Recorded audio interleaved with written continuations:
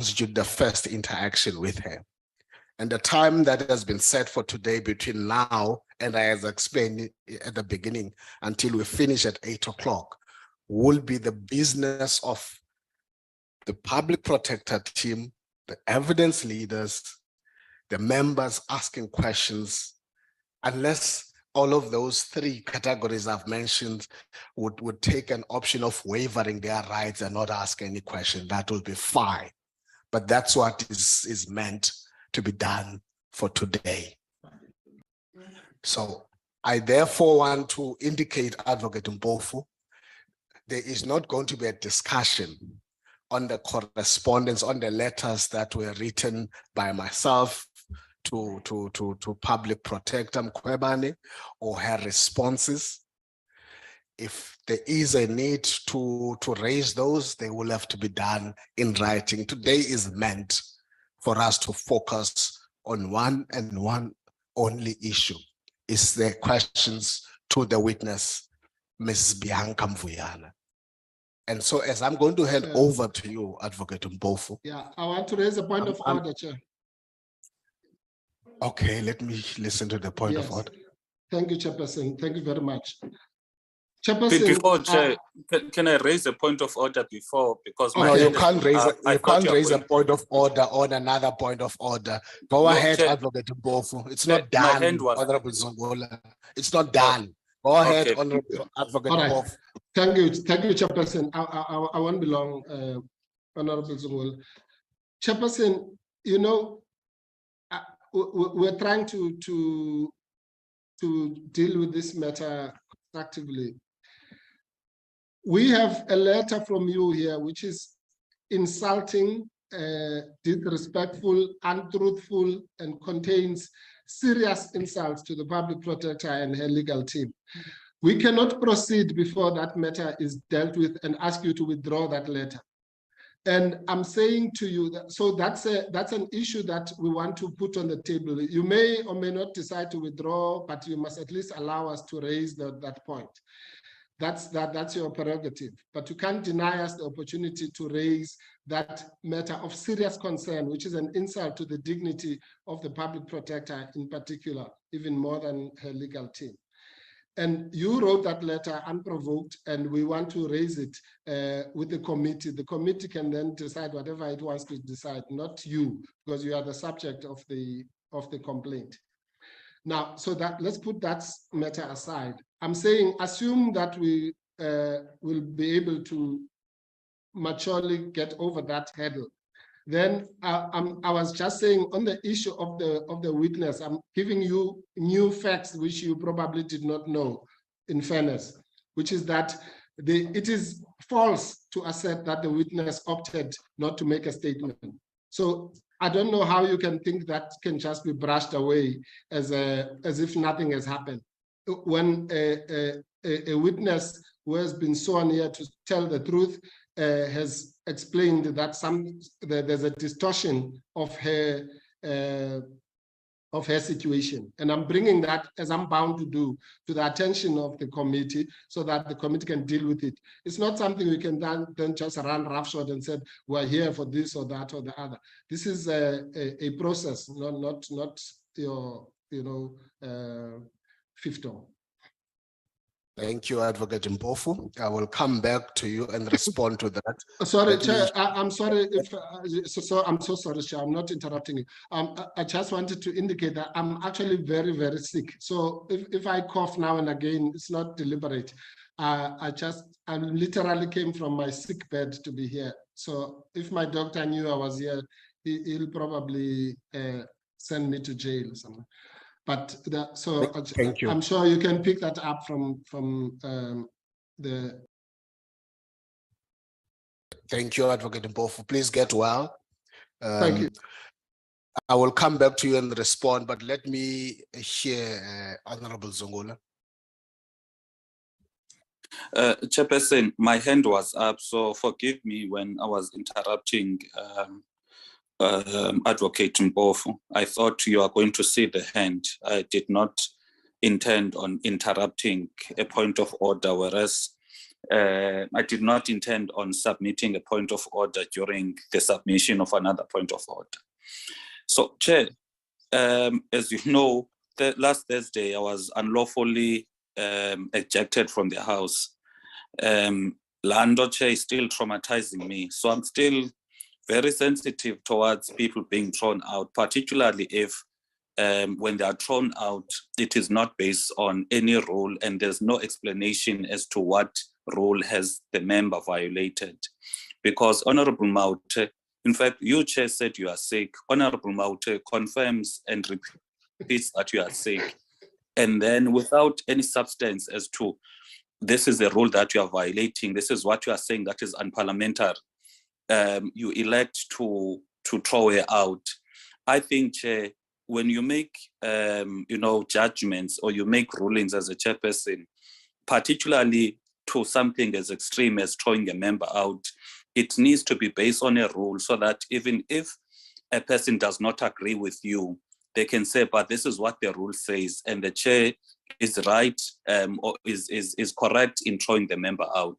But if you are going to throw a member out just because and without any quoting of a rule, that to me, Chairperson, might appear as if a person does not agree with you or does not agree with your views on you've submitted, then you are most likely going to use such things in order to intimidate them. We are going to use your position as chairperson to silence these members. So I would appeal, Chairperson, that when you make a ruling to that extent, please base it on the rules. If it's not based on the rules, then Honorable Mountain must be allowed back so that as a member of the committee, she must participate in the proceedings. Thank you, Chairperson. Thank you, Honorable Zungula. Honorable Mautwe has been removed from the platform and remains out of the platform for the entire duration of today's inquiry and session. And the presiding officer and the chair, who's myself, is doing that on the basis of Rule 70, where a member disrespect the authority of the chair. I would have asked her to withdraw what she's saying, not once, and she refused. And on the basis of that, she's been asked to leave. I hope that settles it, Honorable Zungula, because I'm not It does. I've not asked you to speak. You've not even been recognized to speak. Please don't do that. And I'm not getting into a dialogue about this. I've explained. I would not just sit here and act and on the basis of no rule. You also know that I play that role, not only here, even in the house. So I wouldn't do wrong things as the chairperson of this committee. I'm responsible to direct the proceedings of this, and I must do so responsibly. And up to this point, I'm convinced I've been doing that. Thank you. Now I proceed. Let me respond to Advocate Mpofu's point. Advocate Mpofu, and I do pick up that you're not well, because I think it's quite evident. So I sympathize with you, and I would want you to, I'm sure, beyond today, to get a proper rest and really get well soon. In that regard, just my quick response to the issues you have raised.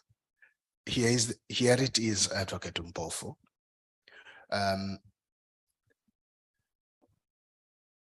the 31st of January, a matter of serious concern was whispered to me. And I decided not just to treat that as a careless whisper. I decided that whisper must be transformed into writing so that it is made known, not only to the chair. And immediately the public protector did so. the next day.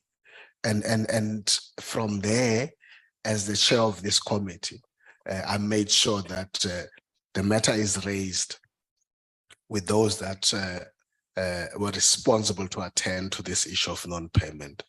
Notwithstanding that issue is not an issue that we're dealing with as a committee, but it was important to the extent that it affected, and it was likely to affect that we attend to it. It's not really our mandate. We're not playing any mediating role. There is an institution that is responsible for that. And so a lot of, you could almost again call it a festival of correspondence that I would have entered into to ensure that this matter is attended. And all of those correspondence were done between myself and the PPSA and the PP. And a letter I would have written to the PP yesterday, I'm still waiting for a written response to that letter. It's not going to be done here orally. I insist as a chairperson of this committee, today's business of this committee is to interact with the witness, Ms. Bianca Mvuyane. Whatever concerns and unhappiness the PP has about the letter I've written to her, I suggest that she writes back to the chair, and because the chair will bring that in any way to the committee. Today is not for that business. So I hope I'm clear on that, because I want to invite you, Advocate Mbofu, to take your time and interact with Ms. Bianca Mvuyane in terms of the kind of questions that you'd like to ask from her. I'm going to give you the time between now and 12:30 to 1 o'clock to deal with those issues. Thank you. Chairperson, no, look, I've just explained to you that we are raising this objection as something that is preliminary to any further interaction. It's a very serious matter, Chairperson. You might not think so, but it's if it was you who was insulted, like what has happened with this letter of yours, then you would understand that it has to be addressed upfront. It's not something that can wait here. But in any event, maybe what I'll do, Chairperson, can you just give me 5 minutes so that I can take instructions on what to do, because my instructions are to deal with this letter right now. Yeah. I have no problems with taking 5-10 minutes, then colleagues can have tea for 10 minutes. We'll be back after 10 minutes, which is 10 to 10. Thank you. Okay. Thank you so much. Recording stopped.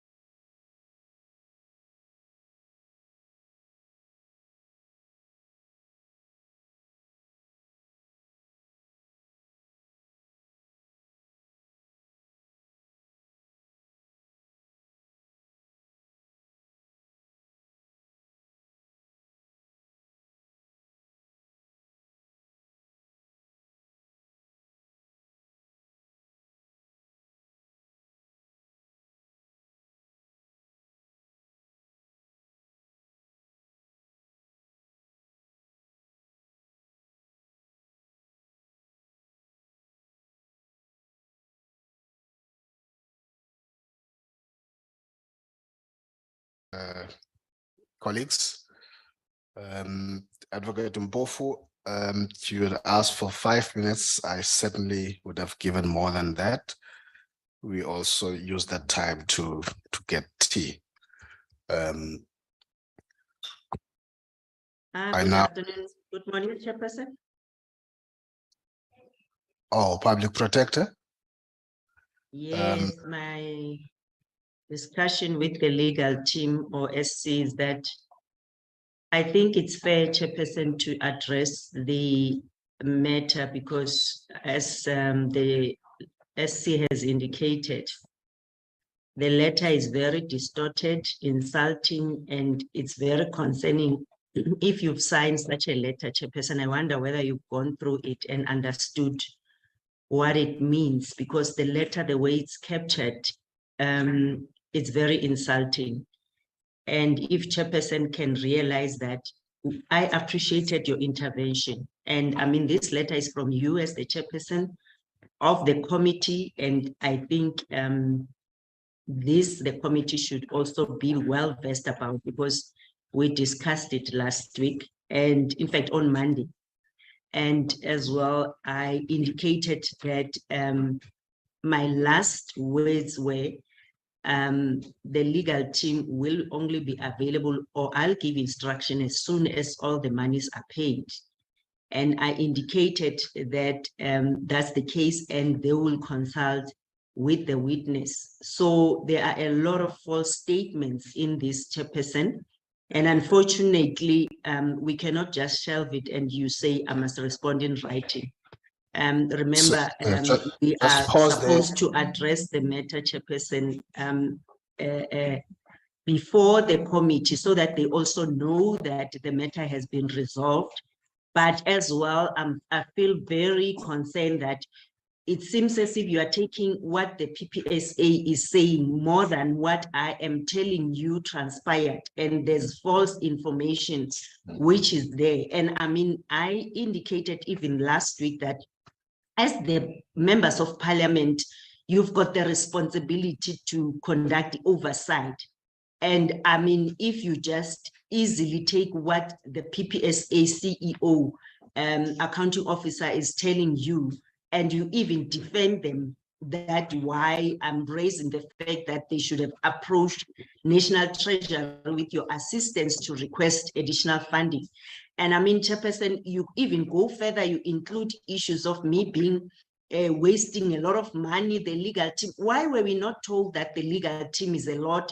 Why were we not, I mean, the issue of my security that I'm bringing a protector, must I be then exposed or be vulnerable? How do I work with people I don't know? So I think those things are very concerning, Chairperson. I mean, even now, the issue is the monies have been paid and it relates to monies which were already within the process of PPSA. It doesn't relate to invoices which are not submitted as yet to PPSA. I think it's a concern, and I mean, finding some members of the committee even saying the junior counsels, it's as if they are not appreciating. I mean, if people have not been paid for months, and I mean, threatened with evictions, threatened with all those, irrespective of how much they've been paid, the fact of the matter is that they are owing, they need that, all that money, they are subjected to VAT, to tax.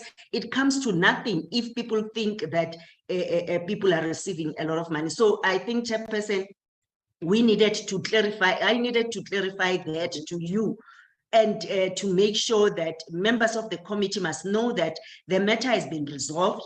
PPSA has paid 100% of the invoices per the agreed arrangement. And I think the matter should be closed properly for the committee to understand, because I think Honorable Ngola was even saying, but what if it's as if the legal team is boycotting and now I'm being accused that I am delaying the process. Chairperson, we would want to continue with the matter, but let everyone know the truth that PPSA were dilly-dallying. I even shared the email since last year, August, My attorney trying to request a meeting with Niels van der Merwe. Till today, Chairperson, that meeting has never taken place. And it was relating to the invoices for August and September last year.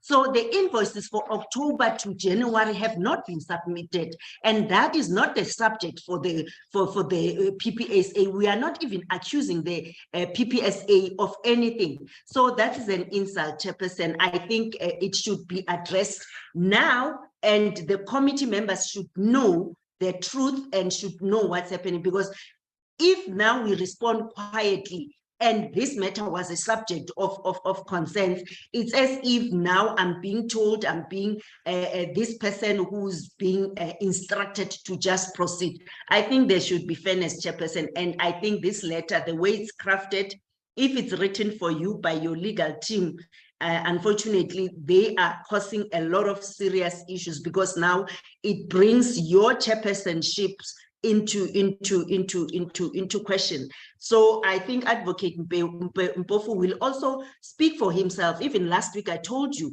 when Bauer was saying, Advocate Mpofu said this. Advocate Mpofu is here, can confirm for himself if he said that, because now it's as if the juniors are not cooperating. So I think, Best Chairperson, I've said a mouthful, and I think we will respond to this. And we can't have lies being perpetuated and your people writing things and you just sign, Chairperson, because I think that's an insult for them, and even including my security, Chairperson. That is very questionable. And the issue of traveling up and down. What must I do when I'm supposed to appear? And I didn't put myself here, Chairperson. Isn't it? I'm subjected to this. And it's as if I wanted to be here and I must do this. I wouldn't be sitting here if I was. Can I ask you now to pause, please? Thank you. Thank you, Public Protector. I've given you the time which was not supposed to be. I've been very clear, and I'm going to be clear both to yourself as the Public Protector who's coming into this inquiry and your legal team. Today, we're not going to discuss letters. You've made the point. It's 10 o'clock now. I want to ask your team to start asking questions to witness Bianca Mvuyane. We're here. That's what I'm now wanting us to do. You've asked for 5 minutes. I thought you were going to come and say what you discuss in 5 minutes. Instead, you coming in and doing what I've asked not to be done. I still expect you to respond to the letter I wrote to you, and letters that I write are in the public domain. Everybody is going to read. In fact, that letter is out there.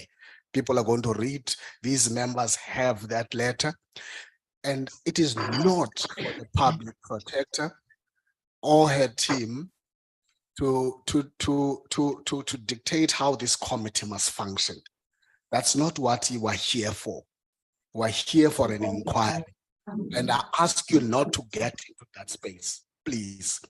I am now asking, I'm now asking again that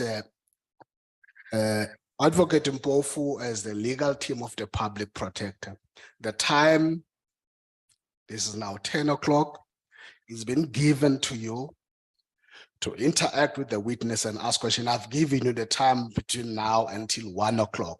That's your time that you need to do with the witness. The witness has taken an oath on Monday, and I've indicated that today is the last day with that witness. I would want you to start with that process, please. I'm not allowing any discussion on the letters or anything. Okay, I want to raise a point of order. I've given over the platform to you to interact with the witness. You can start with the point of order. Yes, thank you, Chairperson. I will do so. Chair, you know, we, as the Public Protector says, I'm personally not sure if you've even read this letter that you signed. Whoever was insulting us through your signature should know that we're also not here. You are saying we're not here to deal with letters.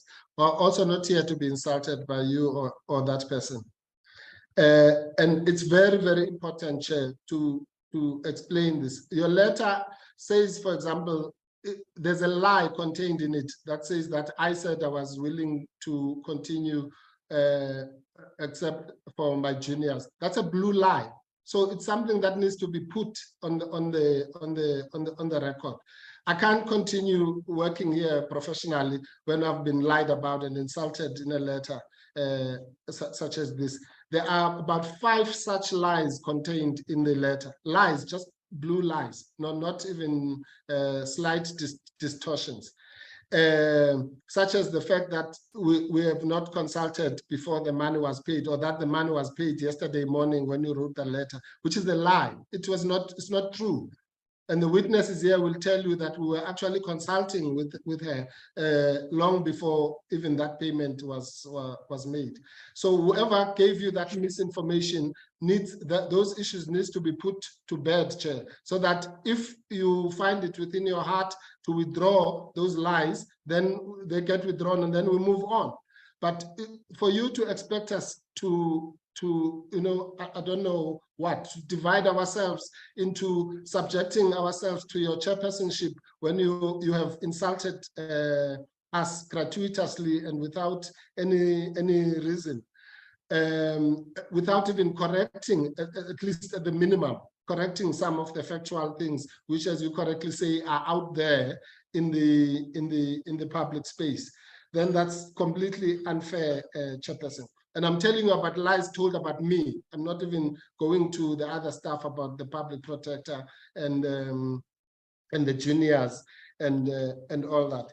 And the fact that we asked for a postponement on the 21st, that's not true. It's another lie.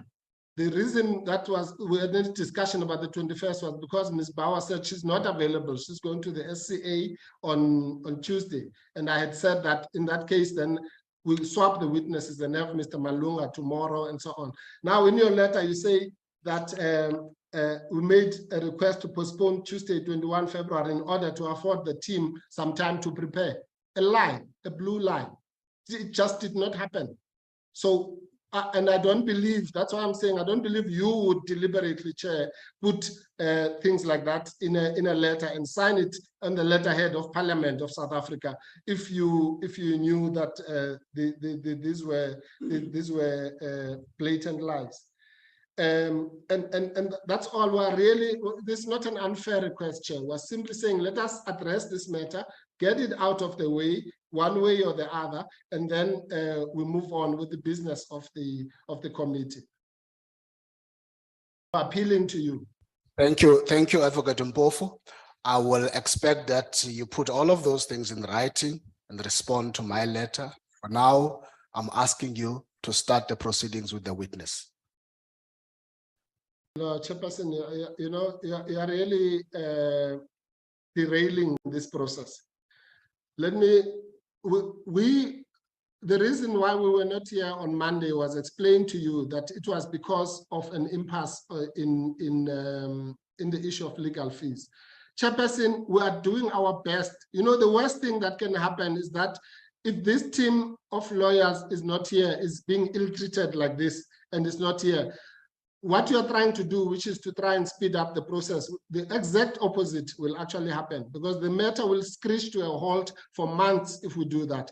We are all responsible people who are trying to avoid things having to come to that point. We are trying as much as we can. I called from my own sick bed on Monday. I called Advocate Bauer and I said, let's discuss this matter off the record and try as the leaders of the two teams to find each other. That's why we're here. That's why we consulted with the witness. We're trying to play a constructive role. We expect the same leadership from you. You are the leader of this committee. And let us not do something that's going to derail this process. And then we're going to be accused of derailing it, when actually we're doing the opposite. We've been trying under extreme circumstances to nurse the situation so that it does not collapse in our hands, because the public has an interest in it. But if you're going to have this kind of bully boy tactics and want to force us into situations, then you're going to remain with your committee and do with it what you want. Because all I'm asking you is to give us an opportunity to address a matter of serious concern to the public protector of this country that you have insulted, you know, and we want to clarify those things. We would have, that thing would have been done by now, but you are just bullying us. Some of the members may not even be aware of some of these facts, but you are bullying us into a situation which is going to create total chaos in this inquiry. And we do not want to do that. Believe me, Chairperson, we don't want this matter to collapse in our hands, at least. If you wanted to collapse it in your hands, well, then you can go ahead and collapse it. Please give us an opportunity to vent out our issue. You can respond to it as you like, and then we move on. Please. Thank you, Advocate Mbofu. And I'm hoping that after this, we're not going to have another dialogue. I'm going to ask you again that I now give you an opportunity, Mbofu, on behalf of the public protector, to do what this meeting has been called for, which is putting questions to the witness, Ms. Bianca Mvuyane. I'm asking you again to get to that point now. Nothing else. This is your opportunity between now and 1 o'clock to have your time and ask this witness who's taken an oath, who's here, those questions. I'm not going to get into any other dialogue, and I'm asking you to start that process. All right. Okay. Sorry. Your connection. You're good. Sorry.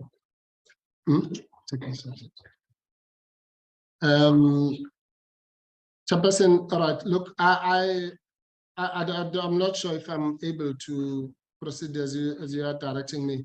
I need, and I'm sorry, I'm not doing this to waste your time. Believe me. I need to talk to the client, and she can decide what must happen now.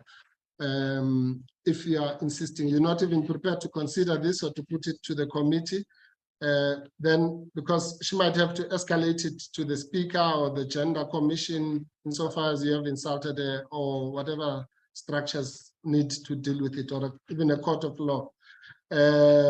Because really, we're making a reasonable request to you.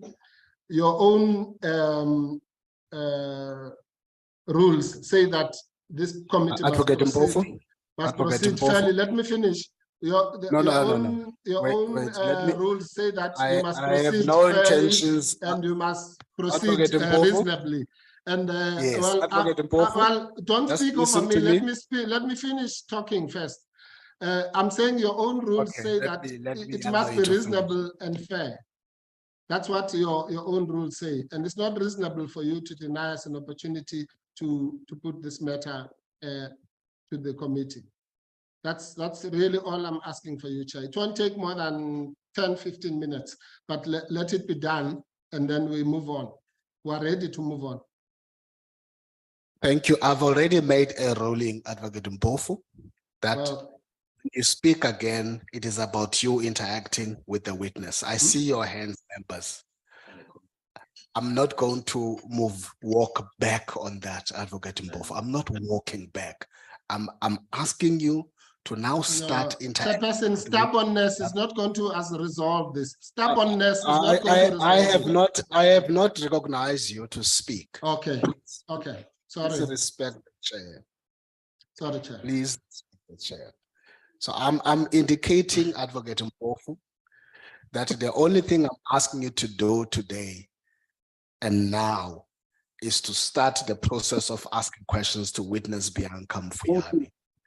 Nothing else is going to be entertained except that.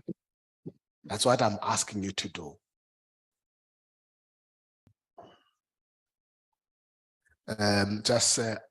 Honorable. Yeah, that's what you're asking. I know, Chair, that's what you're asking me to do.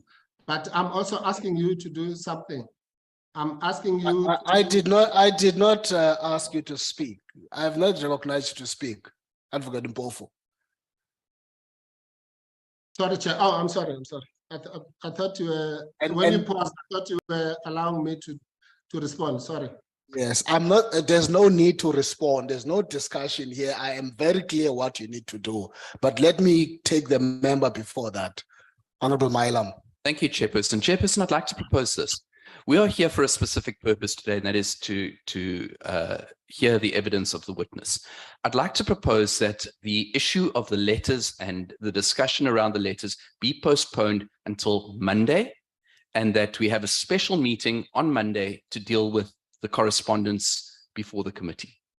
That today we focus on dealing with this witness, getting this evidence out the way, and then on Monday we have a dedicated meeting where we can ventilate, where Advocate Mpofu can say what he wants to say, and you and the committee can respond, and we can take it from there. But we can't deal with it today because it's not on the agenda for today. So I'd propose that that's the way forward, Chair. Well, I have already indicated that long time ago that today is not about the correspondence, but thank you for that, Honorable Gondwe. Chairperson, I was going to assure Advocate Mpofu that we get all the correspondence between you and his team.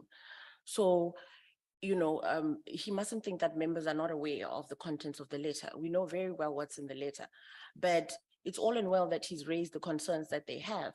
But I'm trying to understand what exactly he wants at this point, because you've offered that it should be put in writing so that, you know, we can also understand what the concerns are with the letter that you've written, and those distortions or blue lies that he alludes to, you know, supposed distortions and blue lies. We want to understand what those are. We can't really deal with the matter right now if we're not aware what, you know, the point of contention is with the letter. So with all due respect, Advocate Mpofu would like to consider your concerns around the letter and the public protector's concerns. But asking that it be put in writing so that we, you know, we are clear in terms of what, you know, what are your issues with the letter. So we're just asking you to please just defer the consideration of this matter until Monday, as suggested by Honorable Milham, so that we can deal with the business of the day, which is hearing from Ms. Bianca Mvuyana. Please, Advocate Mpofu, we are 1 hour into this meeting and we are still going back and forth at this point. So all we are asking is give us a chance, put it in writing so that we know exactly what we're dealing with. And that way we'll have the whole picture, because all we have at this point is the letter that the chairperson wrote to the public protector and her team. Thank you very much, Chair. Honorable Sukas. Good morning, Chair. I just want to second what was proposed by Honorable Gondwe, that we proceed with the agenda of the day as was ruled by you earlier, an hour ago, and that the correspondence and the matters of contention, as mentioned by Advocate Mpofu, be put in writing, so that should the committee be speaking around those issues, that we have a full picture on what he is unhappy about, and the public protector. Thank you, Chair. Thank you, Honorable Sukas. I think all the three members that have spoken would have amplified the ruling I made early on, that we proceed putting questions to the witness, and that the public protector, as she always does, will in writing respond to the letter that I've written to her. I'm still waiting for that response in writing. It's not going to be done here orally. I've ruled long time on that issue. And I want to ask you again, Advocate Mpofu, can you start interacting with the witness and put the questions to the witness?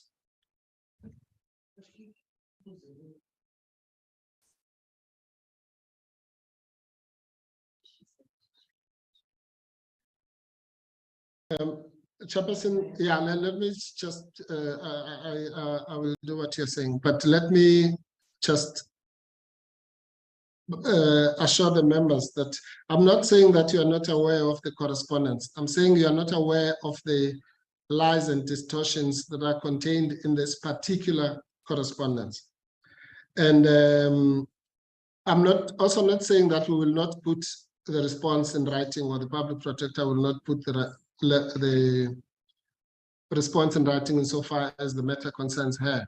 She will do so, and we will also do so, because on our side, people's professional integrities have been attacked. I mean, in a serious way, to an extent of suggesting even professional misconduct on their part, falsely. And discussions which were conducted, some of them even off the record with people that we regarded as our colleagues, have been distorted on paper here on the record and lied about. So those are not small matters. Those are serious matters, maybe not for this platform, but even at a professional level. So to expect us to continue under those circumstances is really asking for too much, because we cannot divide ourselves as from being the victims of unwarranted attacks and gratuitous insults to the dignity of our persons and our client, without being given not so much as a platform to voice our concerns, and then be expected at the same time to act happily and continue with the business of the day as dictated by the chairperson. It's not correct. It's not in accordance with the rights of people in this country. Give us the voice to voice our concerns, to protest if we want to protest about it, and we'll move on. That's all we're saying. Otherwise, this kind of conduct is going to collapse this entire process for a reason, no other reason than just stubbornness and insensitivity, because you are not the ones who have been insulted. So that's our position, Chairperson. If you so wish, you can reconsider your ruling and let me proceed. Thank you, Advocate Mpofu. Please proceed to Ms. Bianca Mvuyana. All right, well, this is what I'm going to do then. Before I ask the question, I'll do an introduction like Ms. Bauer did, a 45-minute introduction to Mr. Van Lochenberg.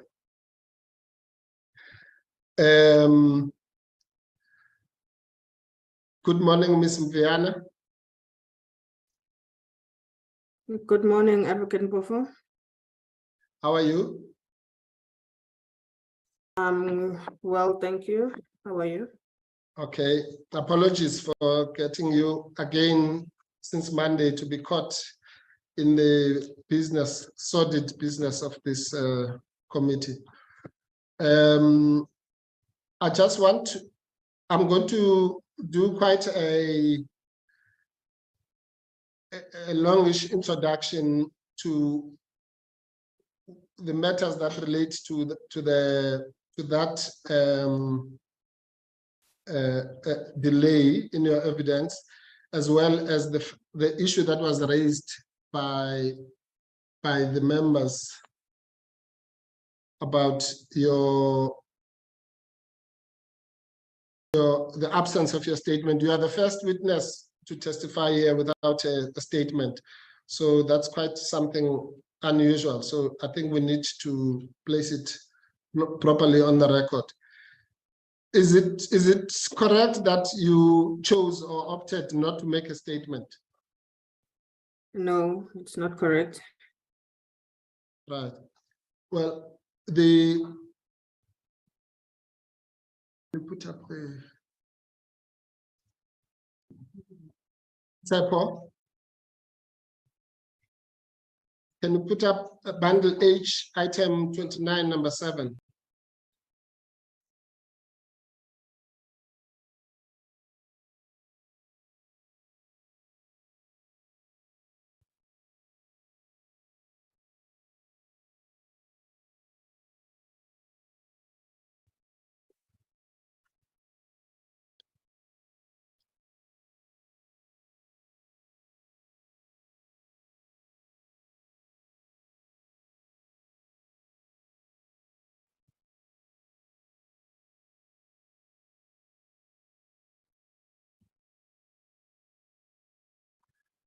Go down a bit. The previous one, just go further down or up here. The email from Honorable Mola.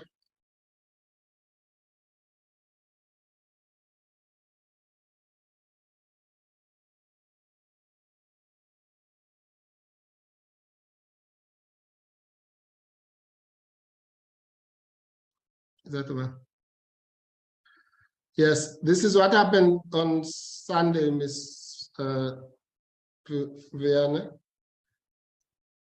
One of the members of this committee wrote to the secretariat to say, afternoon Tembingosi, please share with me the affidavit of this week's witness. I can't seem to find it in the emails. And then the response was,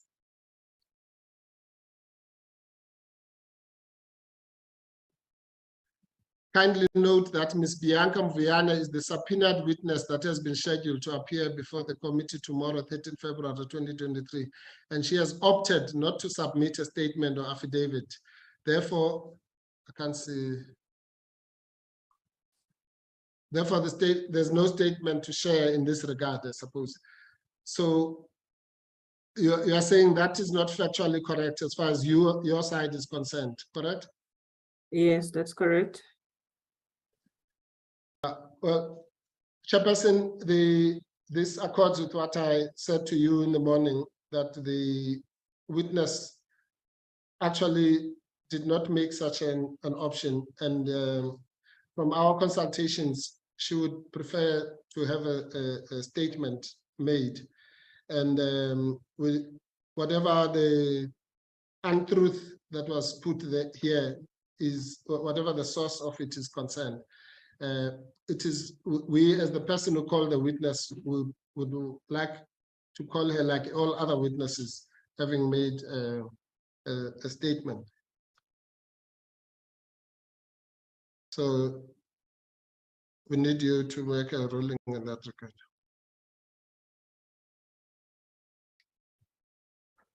Advocate Mpofu, the ruling I will make is I'm going to ask you to proceed with asking these questions, because you even last night or yesterday would have had an opportunity to make a statement for this witness. This is your witness, the witness of the public protector, not the witness called in here by the evidence leaders. And so it goes back to you and your team. And I don't think that we're going to have to pause for that. We hear what the witness is saying, and I'm sure members, when they deliberate, are going to get into those, because Honorable Ngola would have asked this in the email. That's a response he gets. And I'm hopeful that we're going to get that response, but I want you to proceed. Chairperson, sorry, before I see there's the other hands here. Let me just explain the situation. You see, that's why these things are interrelated, Chairperson. You've ruled against us explaining the situation regarding what happened on Monday here. That's fine. Let's put that aside. But these issues are completely interrelated. You can ask this witness, when I found out that she was willing to make a statement, it was 9 p.m. last night, literally. Sick as I was consulting with her at that time. And so what do you expect me to do? I was now supposed to do what? Call you or send a statement or whatever. I did not know that it was a lie that she had opted to make a statement, not to make a statement. I actually, I don't even know, I asked that in passing as we were finishing the consultation, because I wanted to know why was she not willing, she opted not to make a statement, and she did not know what I was talking about. And that's how the issue arose. So you can't say, I mean, as much as you like to pile blame on us, you can't pile blame on us. We did not type that untruthful message. You know, we did not, you know, however evil we are, we did not force anyone to say that the witness has opted not to make a statement when she she actually is willing to make a statement. So, you know, this is not something we can just brush aside, because it concerns the rights of the witness as well, and the rights of the person who called the witness, that is the public protector.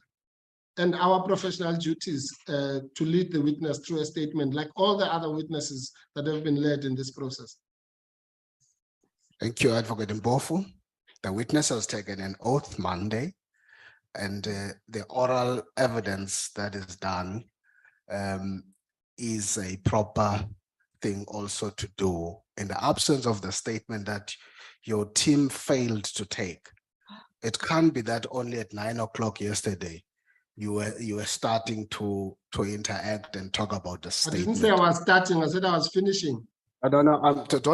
Don't disturb me when I'm speaking. Yeah, well, don't distort my Just words. mute, Advocate Mpofu. Mute. I'm on the platform. Please. Yeah, but don't distort what I've just said to you now 5 minutes ago.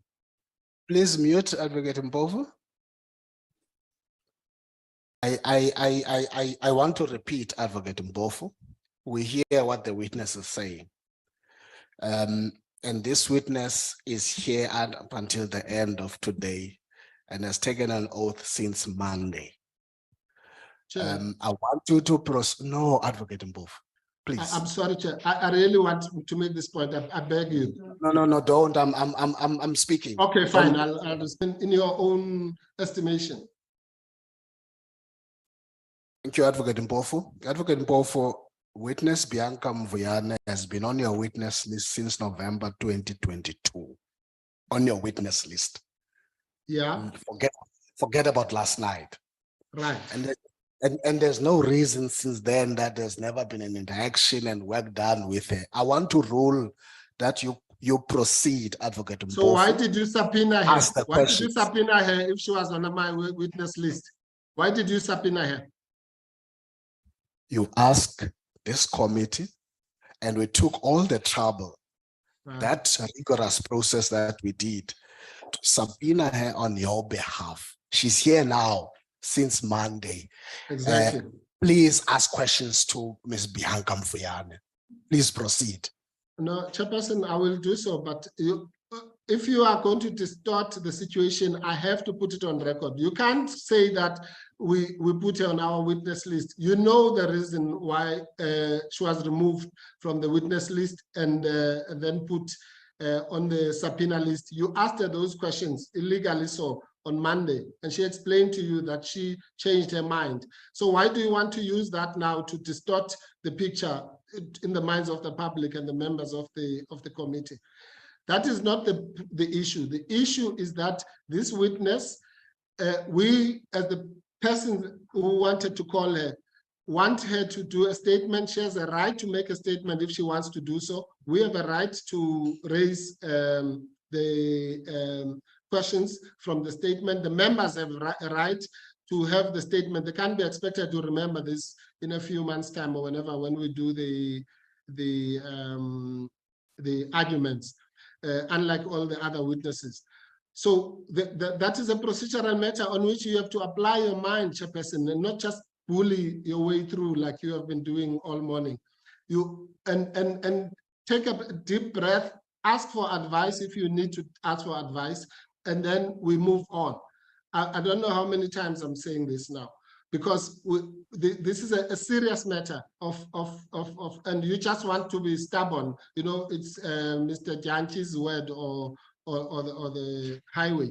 It doesn't work like that. This is Parliament of the Republic of South Africa. It's not your backyard. So you need to follow the rules and respond to the issues that we're raising, which are serious issues, which are meant to save this process, contrary to what you think that we're trying to derail it. We're actually trying to save it, because you know the expediency of your us following your hollow path to doom now might seem you know, exciting and enticing to you, but it's going to lead to the oblivion of this process. Thank you, Advocate Mpofu. Two things I'm going to say. Please watch your language as you interact with this committee and the chair. I'm going to make that point. Secondly, Well, which part? I want to, sorry, Advocate Mpofu, I'm on the platform. Yeah, but which What language? language? I want to follow your ruling. The second part I'm going to insist on, I want you to proceed asking the questions. Please proceed asking the question to Ms. Bianca Mvuyane. Point of order, Chair. What's the point of order? Sorry. Firstly, Chairperson, I do raise my hand, so I'm not sure if you are able to see when hands are raised. I really do not want to interrupt and raise point of orders and seem as if I'm interrupting you. That's the first point. The second point, Chairperson, is that we have a situation here whereby the communication that has been received by the committee is that the witness opted not to produce a statement. And the witness, after being asked now, has confirmed that is not true, meaning there's been lies. I don't know where they could be coming from. So it's very concerning, Chairperson, how we can just skip lies to this of this nature, because for me, it raises questions as to what else would we have been lied to as a committee. Secondly, Chairperson, just on the other engagement regarding the letter now, the committee members, in line with your ruling, affirmed that the legal team of the public protector needs to reduce whatever views they have in writing, so that when the engagement starts, there's a letter, there's something in writing that members can follow. Now, on this particular issue, that principle is thrown out of the window, because there's a witness, but without her views, her thoughts reduced to writing via a statement. So, Chairperson, I would propose that let's find another way of dealing with it, because it can't be that the processes of the committee require the engagement be informed by statements in which we as members can take our time, read through, so that we make an informed opinion. But on this particular witness, now we need to operate differently from the way we've been operating. And lastly, Chairperson, it's very serious that there has been a lie, where the legal advisor and the committee secretary says the witness said no to a statement.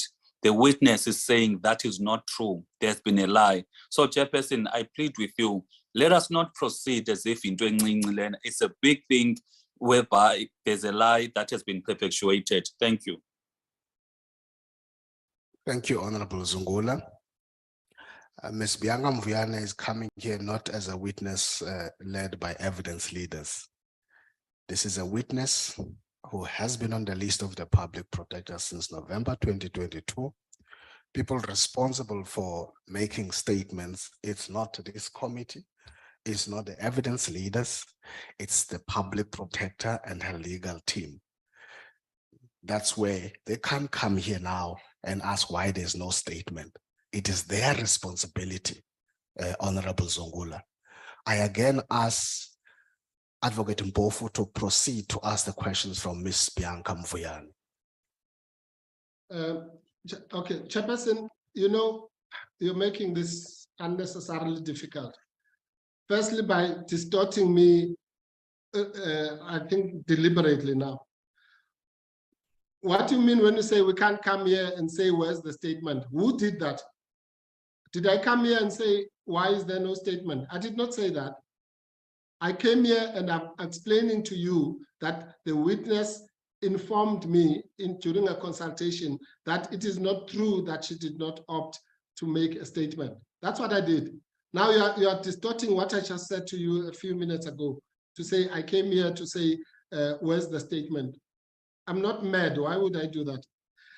I know why there is no statement. It is because of the issues, like I say, that you are running away from, which is the fact that it was explained to you on Monday that Ms. Mvuyane was ill last week, and by the time she was available, which was last Friday, it was during the issue of the non-payment. And that is why on Monday, the public protector addressed you, and then you saw her in anyway without the presence of a legal team. That's what happened. And what then happened is, unlike the lies that are in your letter, the public protector gave us the instruction to consult with Ms. Mvuyane, which we did before even the payment of the amount by the public protector. So without, and you were telling us that the reason that we were not being paid was because of PFMA, which was another lie. Because if it was for PFMA, why did they pay 100% yesterday? Are they now breaching the PFMA? These are the things that are in your letter, which you don't want us to discuss. And I'm saying through all that mess, which I don't want to discuss now, what actually happened is that Ms. Mvuyane was, let's say, caught in the crossfire and was not given her right as a witness to make a statement, which and instead she was lied about. That's not a small matter. If you don't respect our rights, at least you must respect the rights of Ms. Mvuyane, and you must respect the rights of the public protector and the rights of the public, which is going to listen to her testimony. This is not we're not just going through the motions here just to reach the finish line. We're having an inquiry. An inquiry means there must be witnesses who must be properly sworn in, who must make statements if they so wish, and must then be led. That's what an inquiry is. We're not running a kangaroo court here or a shebeen brawl. Okay, so that's the point of order we're putting on the table, and you have to at least consider it. That's what I keep on saying to you, and consider it from all the points of view I'm talking about. From our point of view as the professionals who have to do the work, from your point of view as the chair, from the point of view of the witness, point of view of the public, and the point of view of the members. That's your job. Okay. That's what you get paid for. And it's not for you who gets paid every month to tell us when we must be paid. It's very rich coming from point you. Of order, Chair. Sorry, just hold on. No, this is not Advocate Mpofu, Advocate Mpofu, I want you to proceed. No, you can't be abusing us like this, man. Please proceed and ask the questions from Ms. Bianca Mvuyane. Please proceed, Advocate Mpofu. No, Chairperson, I'm simply responding to the issue. I will proceed. I'm responding to the issue of you trivializing everything that we're raising with you. I'm sitting here with members of my team who have had to liquidate their policies for their children's education, and everyone here gets paid, including the evidence leaders, in fact, including even the public protector. But we must sit here and be enslaved by you and be told that we should just get on with it. It's not right, Mr. Judge. It is not right. Point of order, Chair.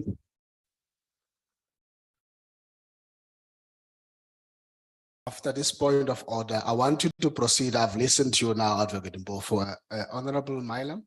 Chairperson, you asked Advocate Mpofu to moderate his language earlier. He has called this committee a kangaroo court. He's referred to it as a shebeen brawl.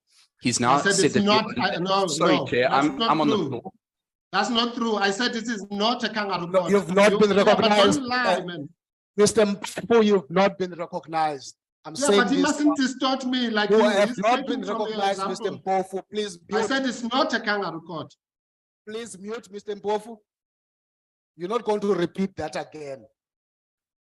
Honorable Milam. Thank you, Chair.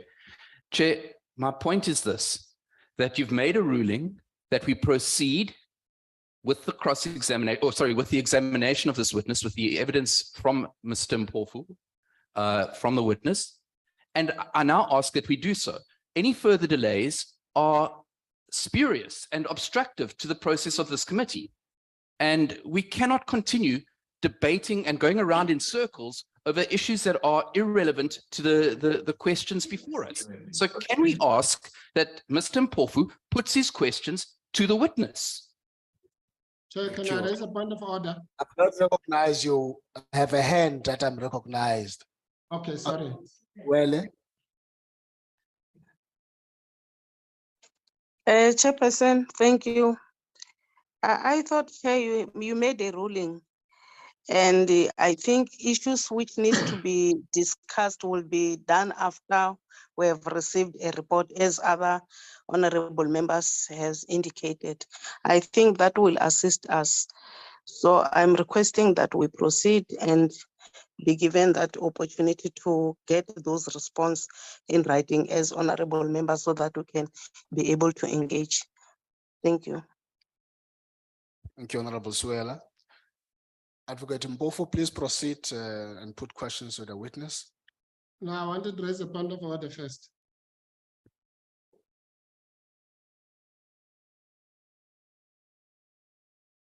Please proceed, Advocate Mpofu. Yeah, can I proceed with my point of order? Please proceed, yes. Thank you, Chair.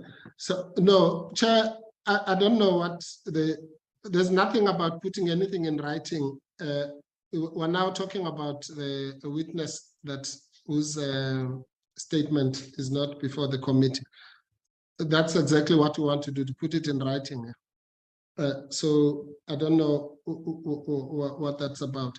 But also, Chair, I just want to raise an objection. If you said I must moderate my language, and you allow Mr. Milam to say that what I'm saying is spurious, is that moderation of language only reserved to people like me, or does it apply to people like him?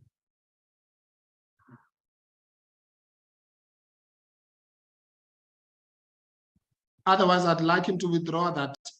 What I'm saying here is a serious matter that affects people's lives. It's not spurious.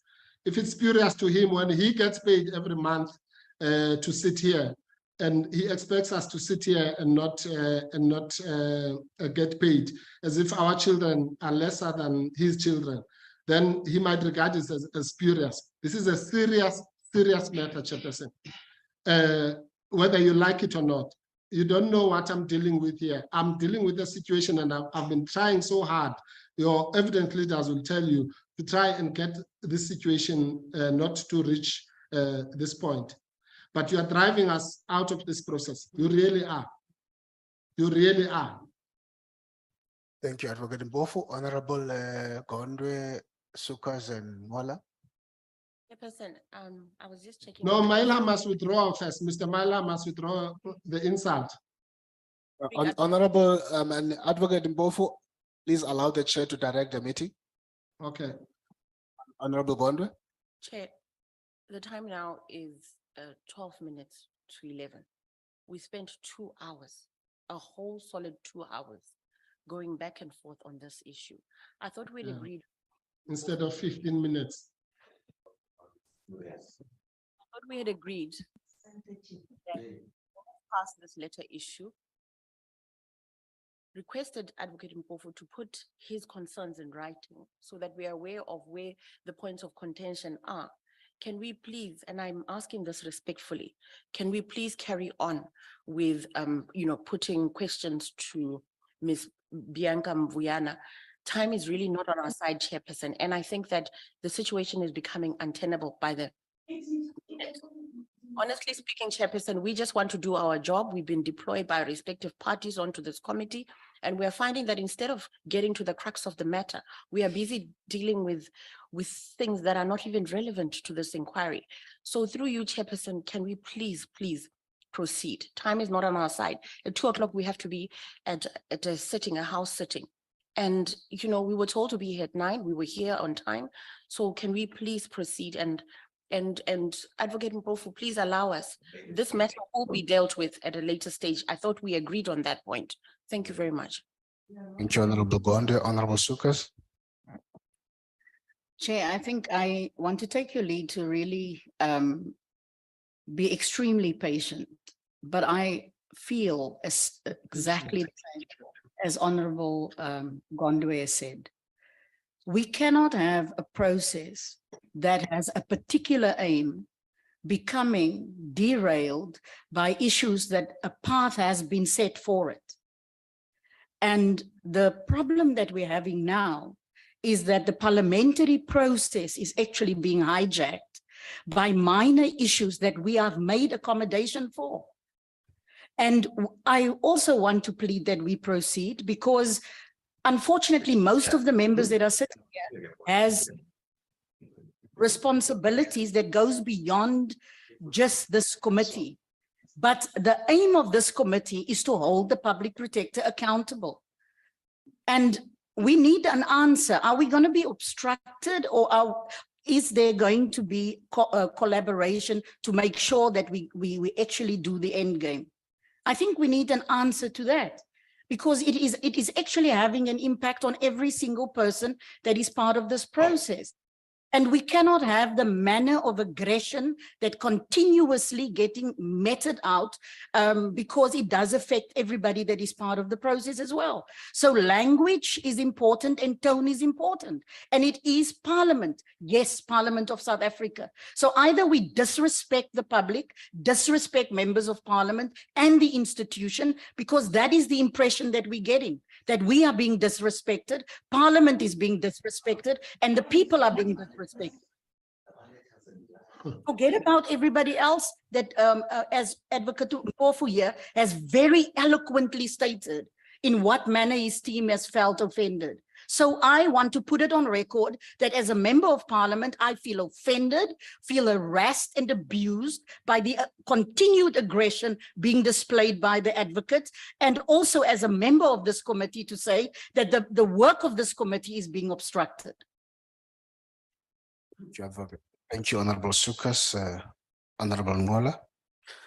Thank you very much, Chairperson. I think, Chair, the witness on stand was subpoenaed to appear before the committee on Monday in the presence of the public protector here at M46.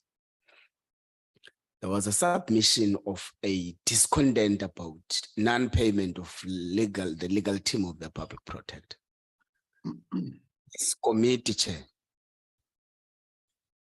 took a commitment out of an issue that was done not by even Parliament, that because we understand the pain and the situation the legal team is in due to non-payment. Let's leave the issues around non-payment, we won't go there. We committed that we are constantly going to communicate with PPSA so that this matter be resolved. We made a commitment, Chair, that we are going to ensure that when we resume again with the witness, these matters must have been dealt with properly so that we don't have any further matters to delay us. We are glad, Chair, to know today that indeed the payment was done to the legal team. So we see that there is an issue about a letter now, a new matter in this morning. I recall that in our emails, there are many correspondences that were sent, not only one letter. Now, in trying to mitigate the situation, committee said, we are going to deal with all the communiques to the committee at once. And they even went further to propose that on Monday, let's have a particular time of the committee where it deals directly with issues of a communique to the committee. Now, I want to plead with you, Advocate Mpofu, that as much as it is right, we do listen when issues are ventilated in the committee. But we have further made sure that we give direction to it, that we're going to entertain this matter, we're going to attend to it. Can you now proceed with the witness? With at the back of our mind that this is the last day that at which the witness was subpoenaed. So we are indeed running out of time in respect of doing the work with the witness on stand. Then we can deal with other matters as proposed by committee members. So can we please proceed with the evidence of the the committee. We've been sitting here, keeping quiet, trying to listen what is happening, trying to think what is the best way of dealing with this matter. So could we please proceed now? Thank you very much. Thank you, Honorable Ngola. Honorable Manele. Now, thank you, Honorable Chair. Greetings to members, to the Public Protector and the legal team. I think most of the points I wanted to raise have been raised by Honorable Ngola. That, Chair, indeed, there were matters that the committee necessarily or ordinarily would not deal with them. But as they were considered to be a stumbling block in the work of the committee, you had to attend to those. And that talks to the payment question. And happily, like Honorable Ngola has raised, the point is that then that matter has now been addressed, which allows us to proceed in that scope. And that the letter that has been discussed, that has also been considered even without that response in writing, that there may be issues about the letter. However, reduce that to writing. And I thought we have also passed that point. I think the point that's being raised, Chair, relates to what I will say is a preliminary point raised by Advocate Mpofu about just a statement question, whether the witness may have been misrepresented or not. And I think the point having been made, it's a point we should be able to entertain later as we are also interrogating the information before us, so that the source and everything else gets clarified at that point, which is a matter also that should have arisen on Monday. Because the understanding was that we are proceeding on that understanding, that there's no statement before us and there's not been an objection to that matter. So I thought it's important that we have that clarity, that there's not been a problem by Monday. It may have been a matter that has arisen. It may be a matter that has arisen out of that consultation post Monday, and we note that. And it's a matter that we are saying should be dealt with. The only reason we may not proceed, Chair, which is what I couldn't hear to be coming out from Advocate Mpofu, I hear the opposite of it, is that whilst I raised this point of the statement, it does not mean I have not prepared my witness, and hence I'm ready to proceed, Chair, if these matters are dealt with. So we are not getting a sense that there has not been preparation of the witness, meaning that Advocate Mpofu did not come before the committee unprepared. He came to the committee prepared, but had those concerns. And I'm saying, Chair, it should not come as though they are brushed away. We need to get that we're still having other witnesses that will come before the committee. And if those matters don't get clarified, we may get to a point where you have an agenda and you have to shift from the agenda because you have to address concerns that could have been raised probably earlier.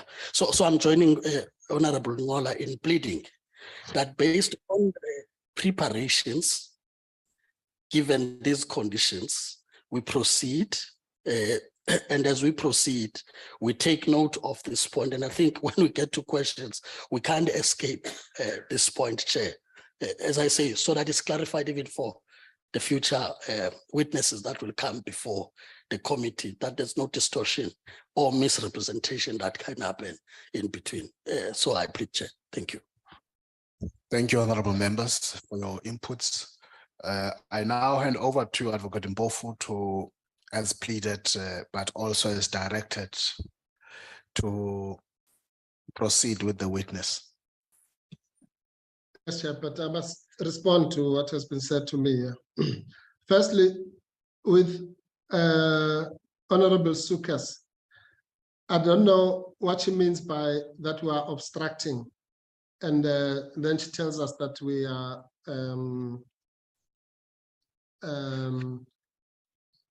abusing her. we're not obstructing or abusing her. She doesn't have to be abused. If she's abused, she abused herself by standing as a member of parliament. We are saying that, and we're saying this in the most, respectful way we can do it. And that's why I was saying to you, Chair, that well, if you say tone is important, it's important for Honorable Milham and also for Honorable Sukas. We're not here to be insulted by her either. So that's we're raising very serious issues here. But let's move on to the more serious inputs. This Honorable Ngola is quite right that we should try and find and by making that proposal. The problem, Honorable Ngola, is that these issues are interrelated. So it's not easy to separate them. The reason why the witness doesn't have a statement is because of the issue that played out since last Friday up to now. So those are two sides of the same coin. And I'm going to make a proposal of my own at the end, maybe of how we can come out of this here. Also the same with Honorable Maneli. These issues are not, you can't just brush it aside. You see, the problem is that this process has already been afflicted by this issue of the predetermined outcome. As if we're just going through the motions now, let's just quickly call, and then chop the head off. No, this is an inquiry. You have been tasked as a committee to do an inquiry, which means you must listen to witnesses, properly sworn in, properly who have taken the oath and who have who are giving statements, and look at their statements objectively, dispassionately, and make up your mind. Don't just this is not a sausage machine which just produces impeachment outcomes. So that's what should happen. So we can't just have a sham of a process just for the sake of finishing. The regulation says the process must be fair, reasonable, and finish within a reasonable time. So we can't just read the last part about finishing in a reasonable time and have an unfair and unreasonable process. Because either all of those things have to be balanced. That's the job of the committee. That's the job of all of us. That's the job of the chair. And we're appealing for those your own prescripts to be respected by you. That's all we're doing. So maybe this is the proposal, Chair, which I want to make, which hopefully will be constructive. Can you give us an opportunity to talk to the witness? If she's willing to proceed without making a statement, then we will communicate that to you. But if she wants to exercise her rights to make a statement, as she has indicated, then we will also communicate that to you. Then you can rule whatever you want to happen will happen, because she's our witness after all. She's your witness. That's why I asked you to proceed with the witness. Yes. Yeah. Well, now I want to consult with my witness. I'm saying to you that if she wants to exercise her rights to make a statement, she'll make a statement. If she wants to, she's happy to proceed as Honorable Maneli and Ngola were suggesting, without having done so, or as you called it, to waive her right to do so, then we will report that back to you. And also take instructions from our client, who's the person who called her in the first place. Honorable Gondwe. Yeah, through you, I just have one question. Is Advocate Mpofu ready to ask this question, this witness questions? Because this question of the statement, we've long passed that. We've said, fine, we agree she doesn't have a statement. Let's proceed. We can proceed whether or not there's an affidavit or a statement. The point of the matter is that proceedings are recorded. So when you give oral evidence, you're just supplementing or repeating what is already in the affidavit. Am I correct? So is Advocate Mpofu ready or not? Because we are here, and you would think that, you know, this is their witness and they want their version of events, you know, related to this committee. But this back and forth, I'm starting to think otherwise. Thank you, Honorable Gondwe. Honorable Luzibo. No, thank you, Chair. Good morning, everyone, colleagues, and the PP's team. Let me just say to Advocate Mpofu, I like sausage and it's always well processed. So it's one of the nice food to have. But you're saying it's well processed. Well processed. Okay. Now, on a serious note, Chair, let me make this point first, because I think it's important that when we proceed, we understand that we're a committee of the National Assembly. Whether there was a ruling on your part, I thought I was going to raise this issue at the tail end, because regardless of what is, it remains a standing procedure of Parliament. That what is 80 seat is what is a subject of that meeting. So when you put and say the committee on this day will be dealing with this matter, you can then in the meeting bring in something new. We have had that experience before. And we were told, because there is something called public participation. Some people in the proceedings of activities of Parliament, they choose which areas they have got an interest on. And therefore there is the Parliament, out of carefulness, made that conclusion that you may be seen to be misleading Parliament to say you'll be dealing with this item and then you bring in another. I'm just saying, regardless of whatever item, not just only this one. So that ruling of the chair, it must be referenced to the procedure of committee meetings. The third point, which I raised this thing when we were dealing with the guidelines, to say, if we continue, and I think that's what Honorable Manelo was trying to say, ordinarily, before you proceed with matters, procedure says, Chair, I've got point and limine or points and limine. And these points and limine get stated and a ruling is made on the points and limine. And then what happens is, what recourse do you have on that procedure? I'm worried that points and limine just come at any given moment, not being part of the procedure of the meeting. And again, my appeal will be for future references, not now.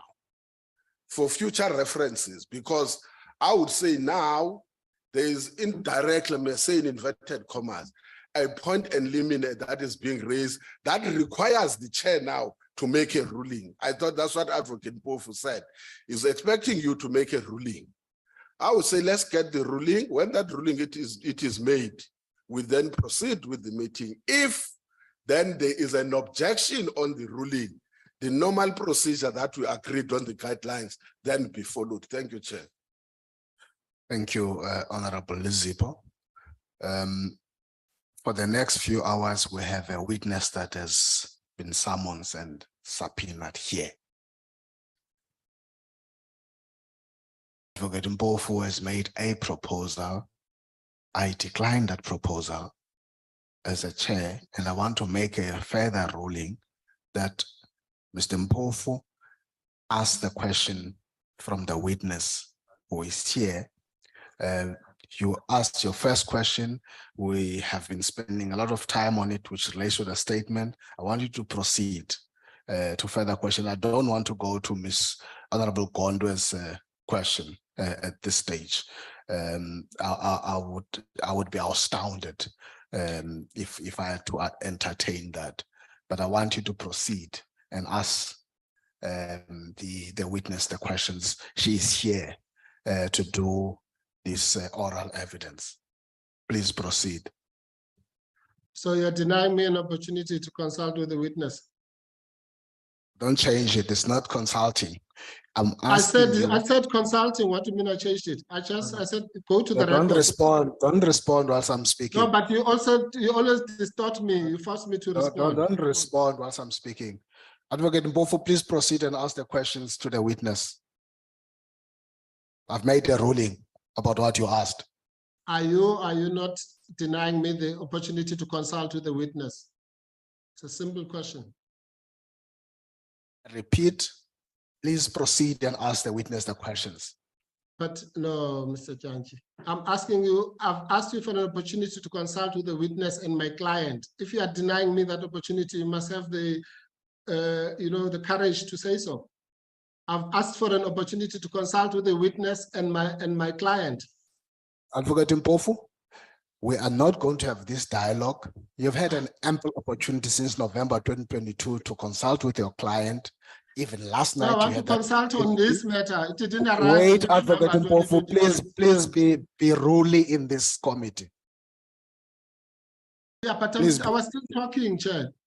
I was still talking. I'm not interrupting Please you. I'm mute saying, Advocate Mpofu Tsepo. Please mute him.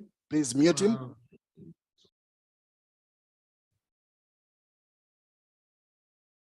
Advocate Mpofu, please proceed and ask the witness that you asked since November 2022 as a public protector to come here, which this committee took all the trouble to seek for concurrence of the summons and everything else until she was here. She did not come here voluntarily.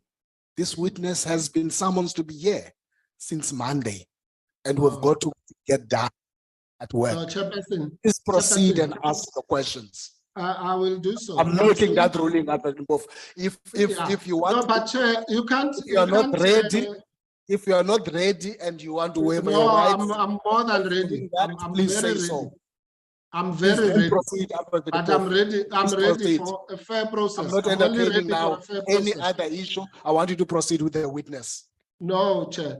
The matter did not arise in November 2022. It arose on Sunday when your committee distorted the views of the witness and said that she opted not to make a statement. That's when the matter arose. And it also arose last night when it was communicated to me, and I'm communicating it to the committee as a matter of concern. So don't go to November 2022. That is not when the problem was created. And it was not created by me. It was not created by Ms. Mvuyana. It was created by the committee and its secretariat. Okay. And it was also created by PPSA by abusing us, which is the related matter. So I'm not going, you can't say I must proceed when you're just distorting things that I've just said now. And I'm appealing to you to be sensitive to the rights of the witness and the rights of the public protector. You don't have to be sensitive to me, I don't need it. But you can just honor the rights of the public protector and the witness so that I can consult with them. If they are prepared to proceed on the unfair basis that an illegal basis that you propose, then I will let you know. I don't know what, I mean, I said to you, I asked for 5 minutes. Now you've wasted 15 minutes. Thank you, Advocate Mpofu. You know, the ruling stands. Please proceed. Ask the questions to the witness. I'm not going to repeat. What questions? How can I ask questions? Please proceed.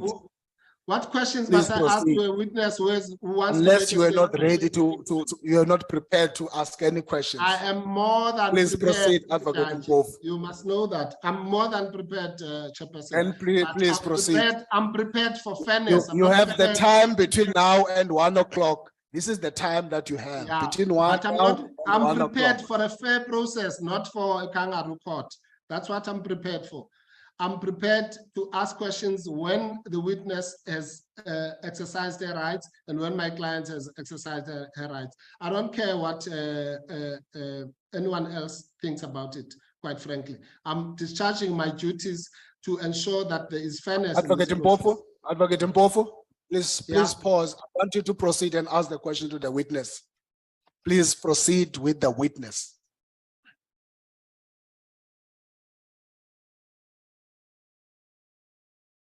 You don't want to listen to me.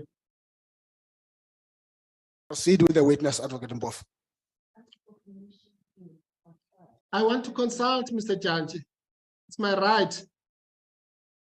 Proceed with the witness, Advocate Mpofu. No, I don't want to consult in public.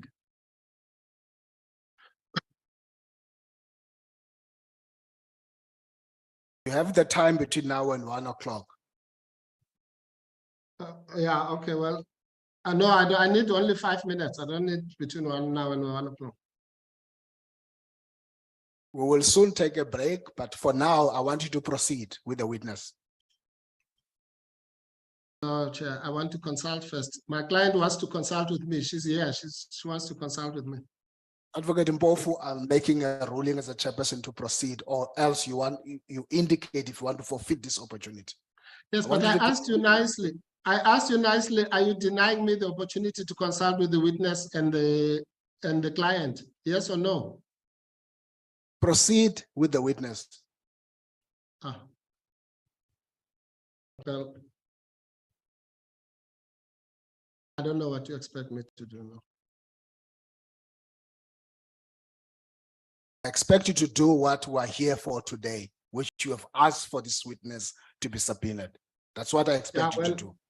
Give me an opportunity. Well, let me go and consult with my seniors then as to what to do when I'm being denied an opportunity to discharge my professional duties. Must I obey you or my client? I'm not going to respond to that. I'm only asking you to proceed with the witness. No, I'm asking, Chair, it's a serious question. I'm saying the client wants to consult with me. You want me to proceed. I understand that. But what do you think is my duty? Is it to you or to the client? I don't know myself the answer, so I need to go and find out. I'm not going to answer that irrelevant question. Honorable members. It's not irrelevant. What must I do now? Break. What would you do if you are in my place? We'll take a tea break for 15 minutes and come back and proceed with the witness. And I'll use that tea break to we'll consult. proceed with this witness if Advocate Mpofu intends to play what he's playing now. I'm not playing, Mr. Judge. I'm not playing. This is not a game, sir. This is not a game. But Chair, can Advocate Mpofu respect you as a chairperson, please? We're not going to be subjected to this again. And they must say I'm playing a game, Mr. Ngozi. You think this is a game, Mr. Ngozi? You are very good, and you've been disrespectful Recording in for a long time. progress. We can't take this Don't anymore. shout, You don't are shout, relax. disrespectful. Relax. You are disrespectful. You must relax yourself. Relax. You are very disrespectful. Chairperson, make a ruling on this. Well. Recording stopped. Yeah. Yeah.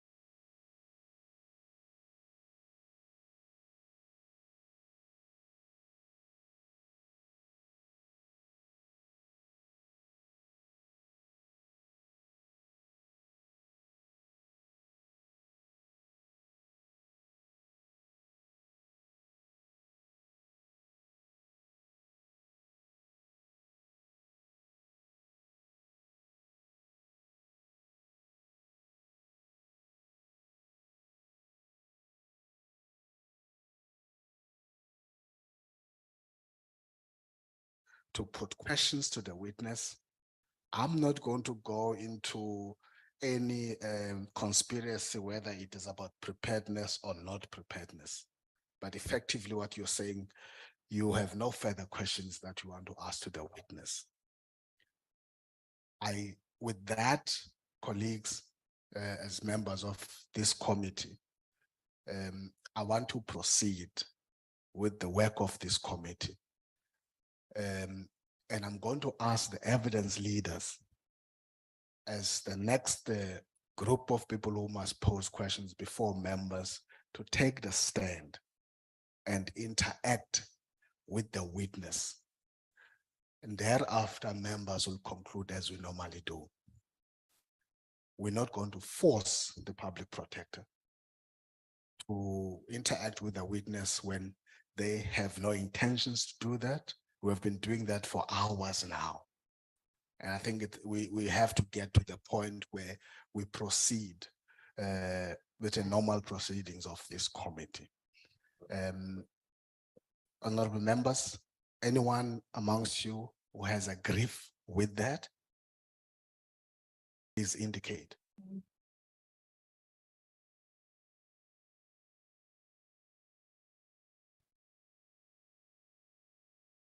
No one.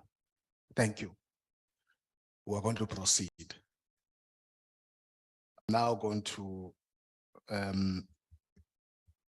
check with the evidence leaders. Your readiness might not have been ready because it's early, but I hope that you would have prepared to start interacting with the witness. Let me, as I call you, Ms. Mvuyana, switch on your camera and unmute.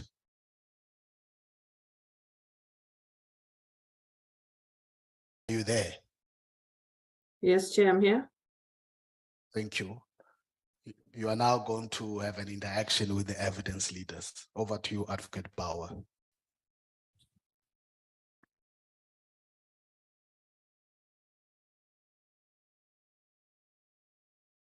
Good day, Ms. Mvuyana. Good day. Can I maybe start by saying that you are not the subject of this investigation? And the questions that I pose to you should not be perceived as subjecting you to an investigation. If we can. All right, noted. And there are certain matters that arise from the motion in relation to which you have knowledge, and the questions are endeavored to ascertain if you are in a position to assist the committee in that regard. Yes.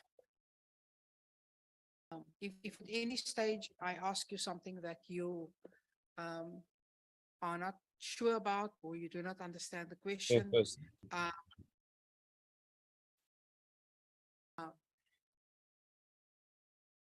just pause, Advocate Bauer. Honorable Heron. Sorry, Chair. I don't know if it's just my system, but it's very, very difficult to hear Advocate Bauer. If you could, I don't know. Also, I couldn't hear Honorable Gondwe when she was making input. So I don't know if there's a problem with the mics in the Knox building, but can we get the volume increased? Sorry about that. Thank you, Honorable Heron. Just get closer, Advocate Bauer, to the mic, and we'll ask the IT also to improve the volume. Thank you for bringing that up to us.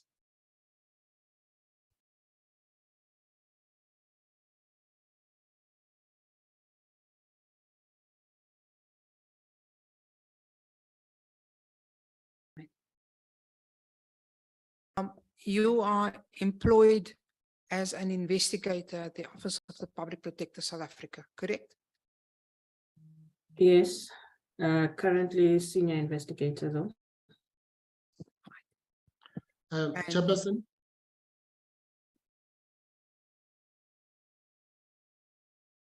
Just Advocate Bauer. Mr. Mofo. Yeah, Chairperson, no, before you mute me again, I just want to say that I object to Advocate Bauer asking questions when I've explained that there's a ruling of the Bar Council on this matter, and that the witness would like to exercise a right to make a statement. Thank you, Advocate Mpofu. I note your objection. This Committee of Parliament proceeds with its inquiry. We will attend to those issues. This is a Committee of Parliament doing its work, which is our constitutional obligation. All of you are subjected to that process. Please proceed, Advocate Bauer. Thank you. But how are you proceeding here when you are told there are issues? Please speak to the issues. You have not been recognized. No, speak to the issues. You have not been recognized to speak, and you have not even raised a hand. Honorable Speak to the Malema. issues. There's no problem. Speak to the issues. He's raising issues. You are not going to do that, Honorable Malema. Honorable Malema, you're going to be orderly here. I'm not going to do that. I'm not going to do what? What will you do? You can't just speak. You So know what that. will you do? You raise What your will you hand or do? you call a point of order. You're out of order. I'm calling a point of order. You've not called a point of order. I'm saying point of order. Then I recognize you. Thank you. Go ahead. Chair, please address the issues that Advocate Mpofu is raising. You can't just say, no, we're proceeding when he says that this objection based on those issues, and then you don't speak to them. You just say, no, we're proceeding as this Committee of Parliament. Thank you, Honorable Malema. Unfortunately, your point of order is not sustained. His objection, I have noted his objection, and we're proceeding. Please proceed, Advocate Bauer. Chair, I promise you this is the last time I'm going to speak. I've not recognized you. I've not recognized you, and Advocate Bauer is on the stand with the witness. Yes, I want to make a point of order, Chair. Please, before I want you to hear from me again. Go ahead. Okay, Chairperson, I'm really appealing to you. I've said to you that we have a witness who says she has not made a statement. She wishes to make a statement.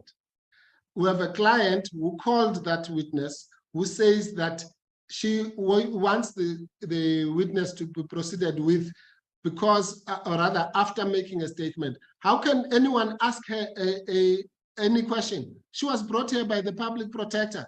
Question for what? By who?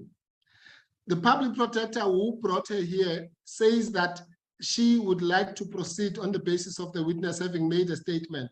Your committee probably maybe inadvertently misrepresented the witness and said she says she doesn't wish to make a statement. That's what has brought us to this point.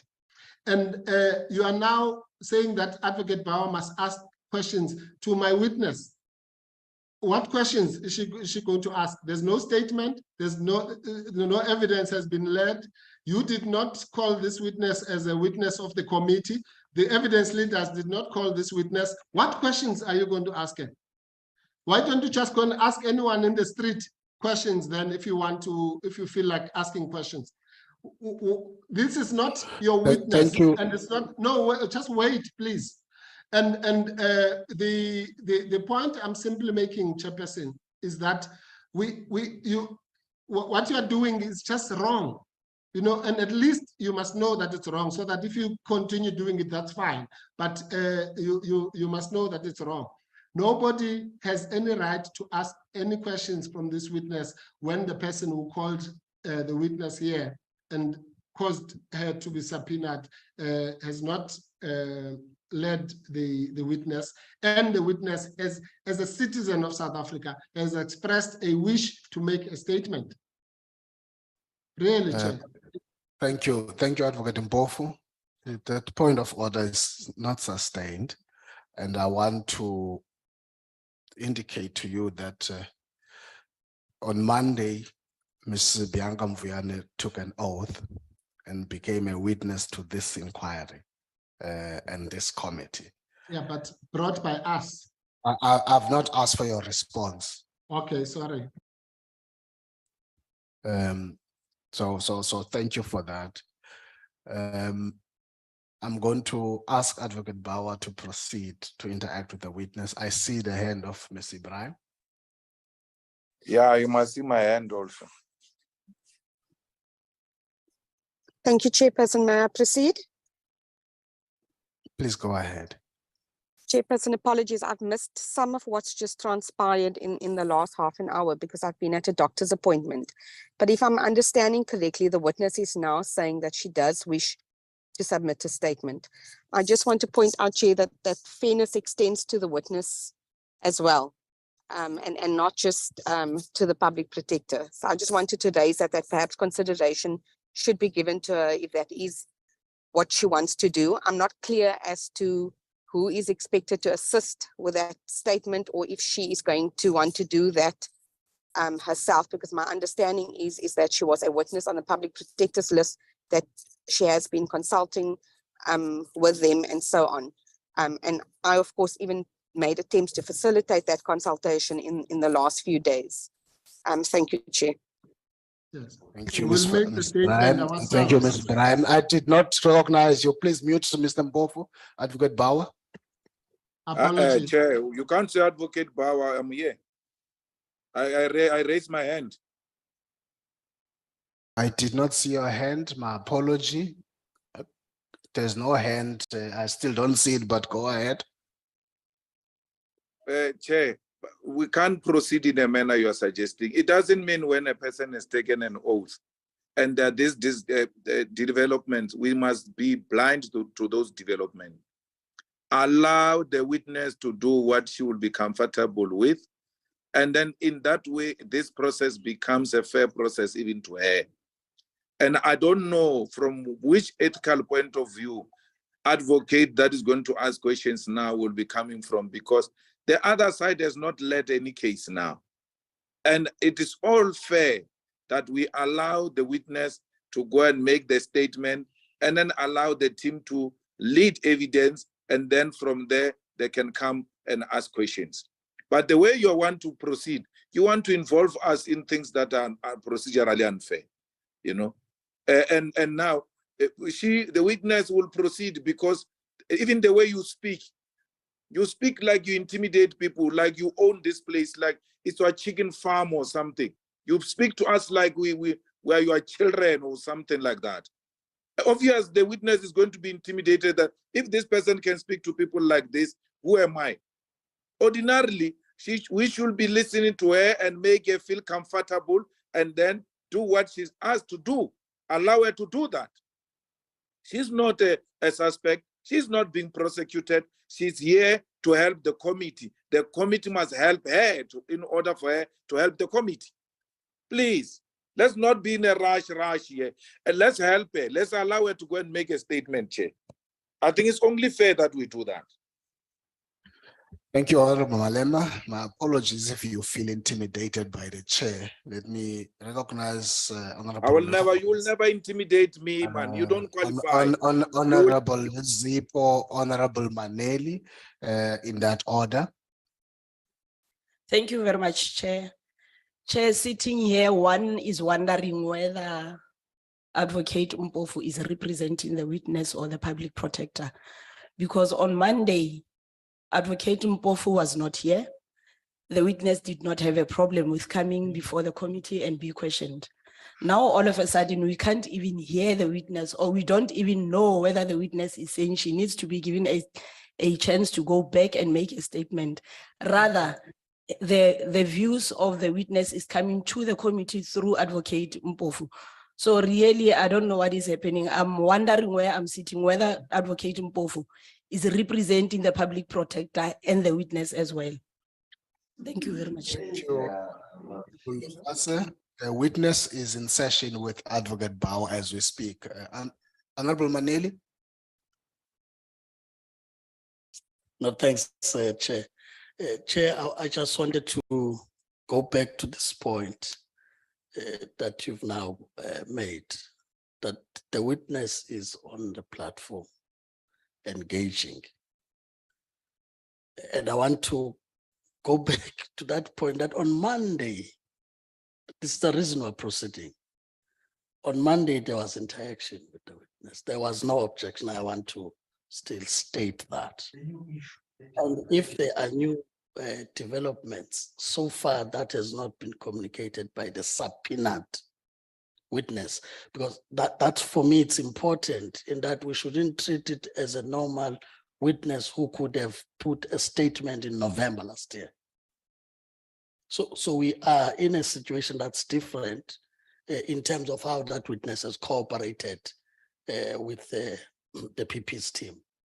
And that's why the committee was asked to come in. Otherwise, necessarily, it should have been voluntarily that the witness would want to cooperate and do that. So I'm just saying the witness is here. It's not like the witness is outside somewhere. It's on the platform. And as you were to proceed, that could not come out from the witness herself, that I'm unable to interact with Advocate Bauer. So I just thought it's important to still bring that point with all the new developments that are spoken about, that the witness is still cooperating with the process as subpoenaed by the committee. Thank you. Thank you, Honorable Luzipo. No, thank you, Chair. I wanted to, because the difficulty here is that in the midst of evidence being led, something then comes in. That evidence is not taken to conclusion. For an example, the question that was raised by Advocate Mpofu was, did you elect or select not to depose a statement? And the witness said, what is written there is not what she voluntarily agreed to. I would have expected the next question would be, having seen this, would you now state whether you want to make a statement? And then if the witness then makes a statement, that is taken as an application to this committee to be allowed to make a statement. But with the intervention, Chair, I'm not sure now who would ask that question. But with the intervention of the legal services, somewhere either from the chair or from the evidence leaders now must be able to put that question to the witness. And then a ruling and a decision or whatever be made on the response of the witness, who is a witness in the committee. I think sometimes the way we speak as if the witness is not on the witness box. Is there, I would say in legal terms, if it was a judicial person sitting there, the judge would ask that question to the witness directly, and the witness will be able to respond and then make a determination. So I would say, Chair, maybe my appeal would be, for the sake of the rules of fairness and equity, let's make that consideration for the witness herself, and then make a determination after that response has been received. Thank you, Honorable Luzipo. Any other members? We're not going to speak on behalf of the witness. If the witness has difficulties, she will indicate so. For now, we have started a process with Advocate Bauer interacting with the witness. And that's what has been disrupted. We're beyond the statement issue at this stage. Advocate Bauer. On a point of order, Chair. On a Yes, point of order. Yes, Honorable Malem. The last speaker's intervention, Chair, I don't understand why do you have this type of attitude, really? And that you give yourself this attitude of thinking you can run this committee alone without wisdom from other members of the committee. The last speaker says, put the question to the witness. And then that's how you close this matter. We've all said what we want to say. But since this matter has started, does she want to dispose a statement or not? And then the matter gets closed. Thank you, Honorable Malema. Take our views into consideration if you want us to feel comfortable in this committee. Well, my comfortability is not dependent on any other thing. except directing this committee and providing leadership as a chair. Please don't go there. I want to proceed, colleagues, that questions have been asked to the witness is responding to the questions. The issue of the statement is irrelevant unless that is going to be raised. Advocate Bauer.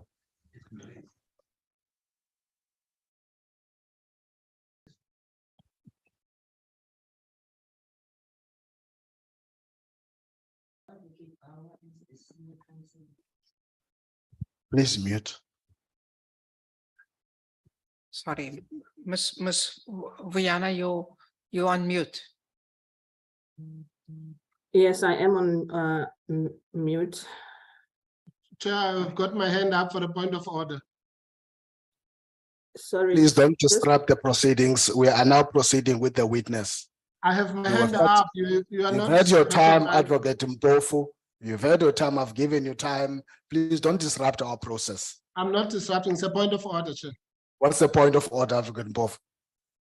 Chairperson, the legal advisor of Parliament has told you that you are now violating the rights of the witness. That's not the point of order. No, I've ruled on that. That's not the point of order.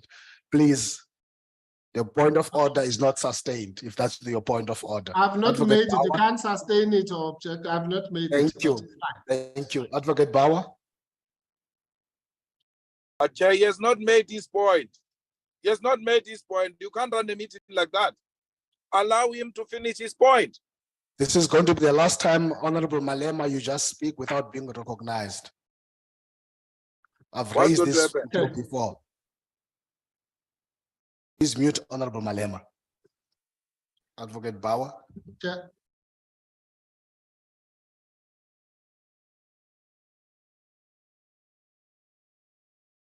Advocate Bauer.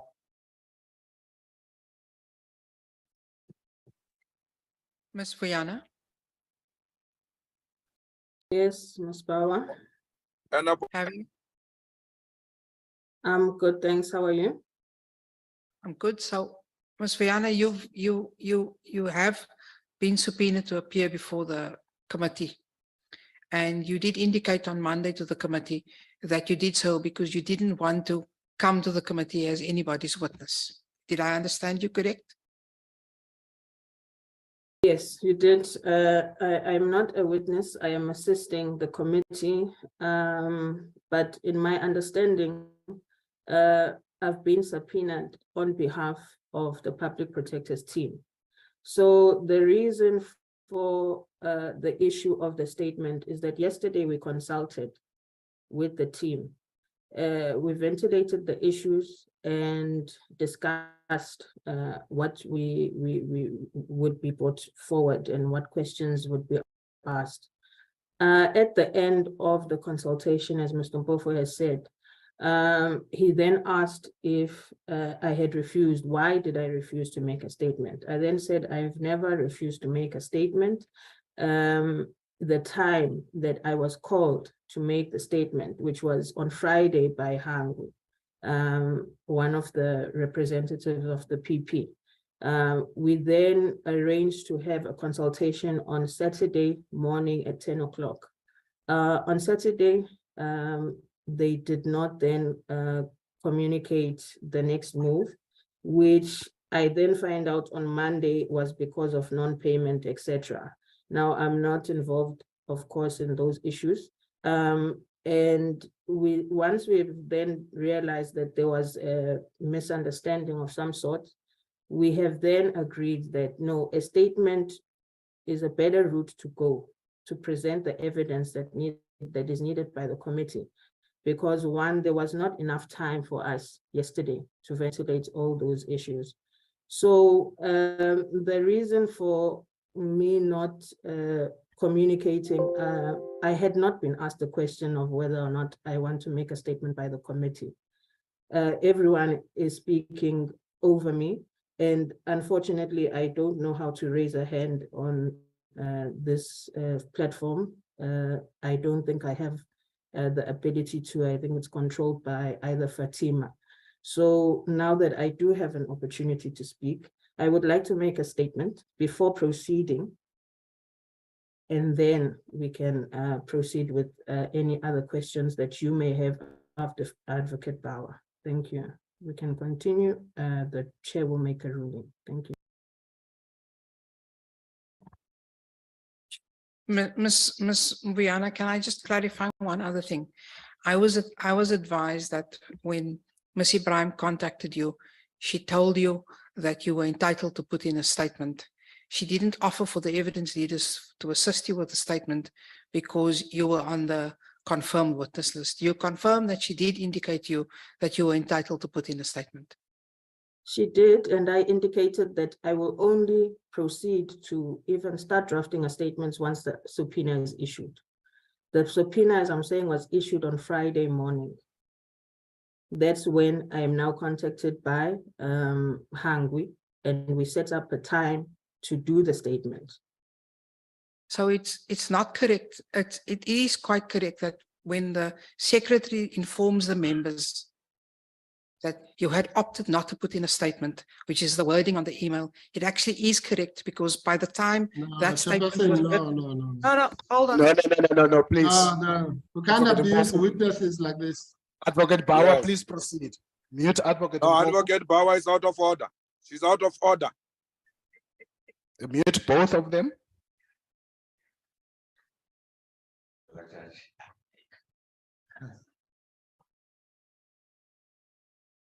Ms. Viana, when the Secretary of Parliament indicated to the members that you had opted not to put in a statement, it wouldn't be wrong, because by Sunday there was no statement before the committee. Would that be correct? It is No, wrong. no, Chair. No, I'm sorry, Chief. Advocate Mpofu, please stop what you're doing. I Stop did what not- you're doing. There's an interaction between Advocate Bauer and the witness. You have no business of coming in between that. Please No, continue. yes, a muting. right. Yes, a right. Continue muting both of them. I have a And right proceed, to object. Advocate Bauer. He has a right to object. You can't stop him from objecting. Okay, let me just do this. Honorable Malema, It's legally I've warned permissible. you. Honorable Malema, I've warned you. You are now doing what you should not be doing. You are deliberately disrespecting the chairperson of this committee, and you, in your own way, you want to render this session dysfunctional. I'm warning you. Proceed, Advocate Bauer.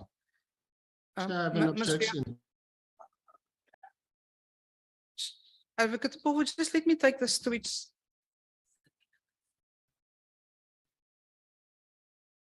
Yeah, well, you are not muted. I need to object. Ms. Viana, you indicated that you only got the subpoena on Friday, but I'm told that the subpoena was served on the 4th of February. Is there some misunderstanding between the Secretariat and yourself? That's the French.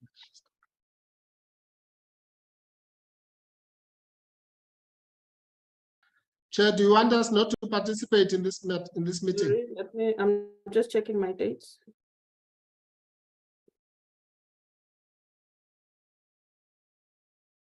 Yes, it was served on the 3rd, on the 10th. Yes, on the 3rd. The email was sent via my PR, who's the public representative. I then received a call on that same Friday to arrange.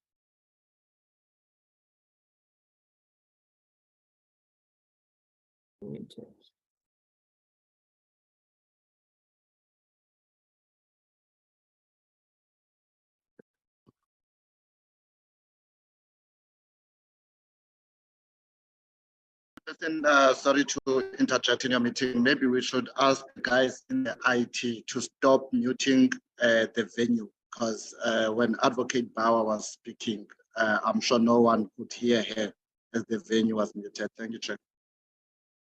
Thank you. It's not the venue that must be muted. I indicate who must be muted. Can I proceed? So you are meeting the public protector then?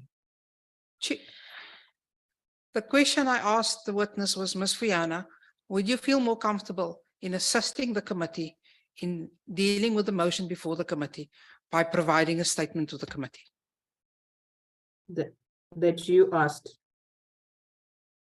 That is the question I asked. Would you as the witness prefer to make a statement to the committee? Yes. Would you prefer that the public protector's legal team assist you in making that statement, or would you prefer making that statement on your own? The public protector's legal team. Chair, I think in the circumstances and given the witness's preference, my view is she should be allowed to make the statement. Okay, thank you, Advocate Bauer. Before I summarize and make a ruling, members, so I don't close you out. Any of you wants to make a view? Honorable Ngola, Honorable Sukas. Well, thank you, Chair. I think it's all fairness that as the witness indicated that she would like to make a statement and be assisted by the legal team of the public protector, we can only honor that wish. And all I would like to check is that how long will that take us so that we're able to plan the committee program? Because remember, today were 2 sessions. The other one starts at 4. So how long can that process be allowed so that we understand better when do we come back? Thank you. Thank you. I will respond on the process. Don't worry. Honorable Sukas. Yeah, Chair, I wanted to ask the same question, but also to note, Chair, that the responsibilities, I think for the whole morning, we have, you have in your ruling made it very clear whose responsibility it was for the witness to be prepared and for the statement to be drafted. And I think it should be noted then, because we cannot ignore the fact that it is part of the accountability part of the public protector and a duty to Parliament that this hearing here forms part of. And so the preparation of the witness, the statements that needed to be made, and the concessions and accommodations that was made by this committee should also be recognized. And then so should the responsibilities that were not executed should be noted as well, as to the working of the committee and what the impact of that should be. I think we also, in light of what has been branded about in the last 2 weeks around the costs of this committee and the duration and how it affects the budget of the Public Protector South Africa. It's within that light that we should note all of that, and the committee should consider those. Thank you. Thank you. Honorable Gondo. Hey, I was going to request through you, and I think I made this request previously, that we should look into what legal recourse we have as a committee, because I'm starting to get concerned that some of these episodes are actually intended to delay and frustrate our work as a committee. They're preventing us from doing our work. We can't come here and sit here from 9 o'clock until this time, and we've done nothing in this time except to go back and forth on matters that could have been resolved in a back room or raised earlier. No, this is out of order, Chair. Please, Chair, look into what legal recourse we have as a committee. We are being prevented from doing our work by these intermittent delays, these constant delays, some of which I believe are being done on purpose. This issue could have been resolved. It was their responsibility to prepare this witness statement. So why was it not done before? Thank you, Honorable Gondwe. Honorable Suela. Thank you, Chairperson. Let's accept that she be given an opportunity to make a statement, but I'm just happy about the dates which have been clarified that it is not Friday, it was on the 3rd. I wanted us to note that. Thank you, Chairperson. Thank you, Honorable Suela. Honorable Luzibo. No, it's just if there's such a thing, a point of clarity. Maybe it will assist the committee going forward. just a definition may assist of what is a subpoenaed witness, or on what grounds is a witness subpoenaed?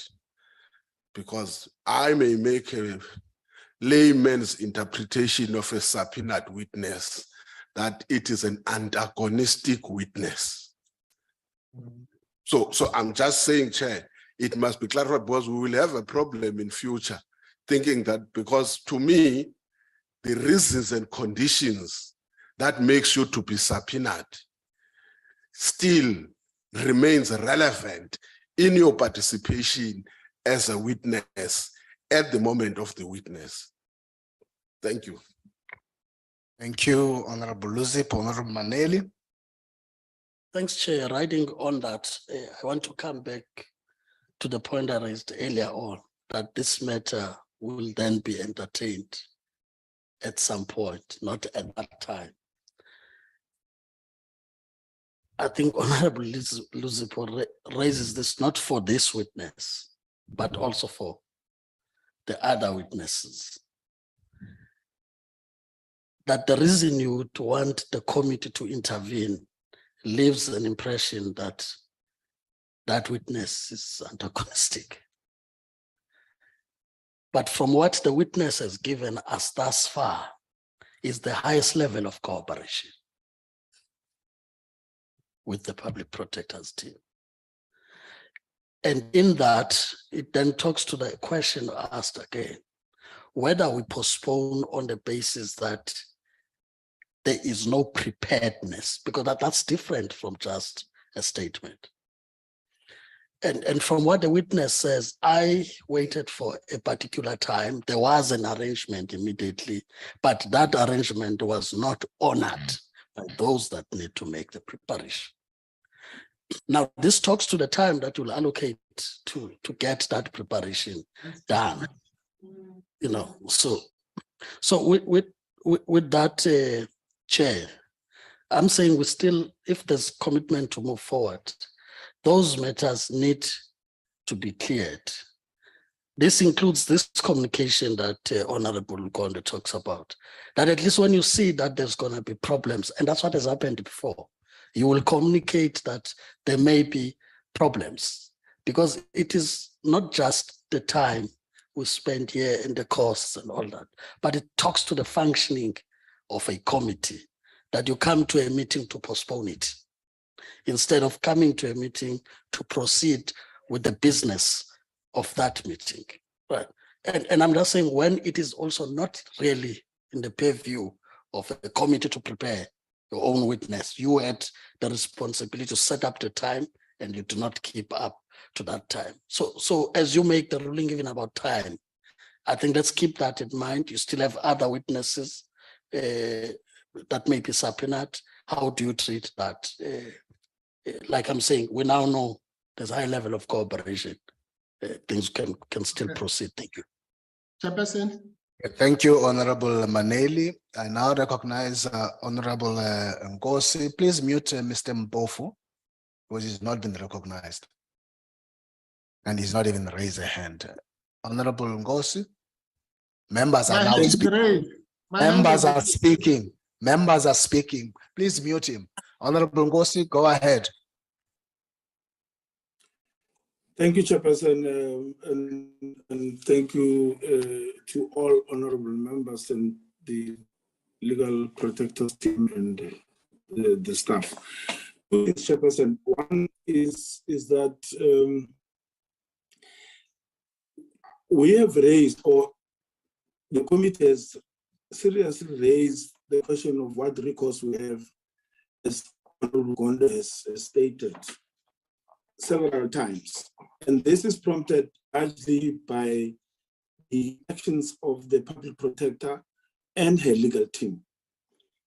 And I previously suggested that perhaps we need to go back to the National Assembly to give us a deadline for the conclusion of this process.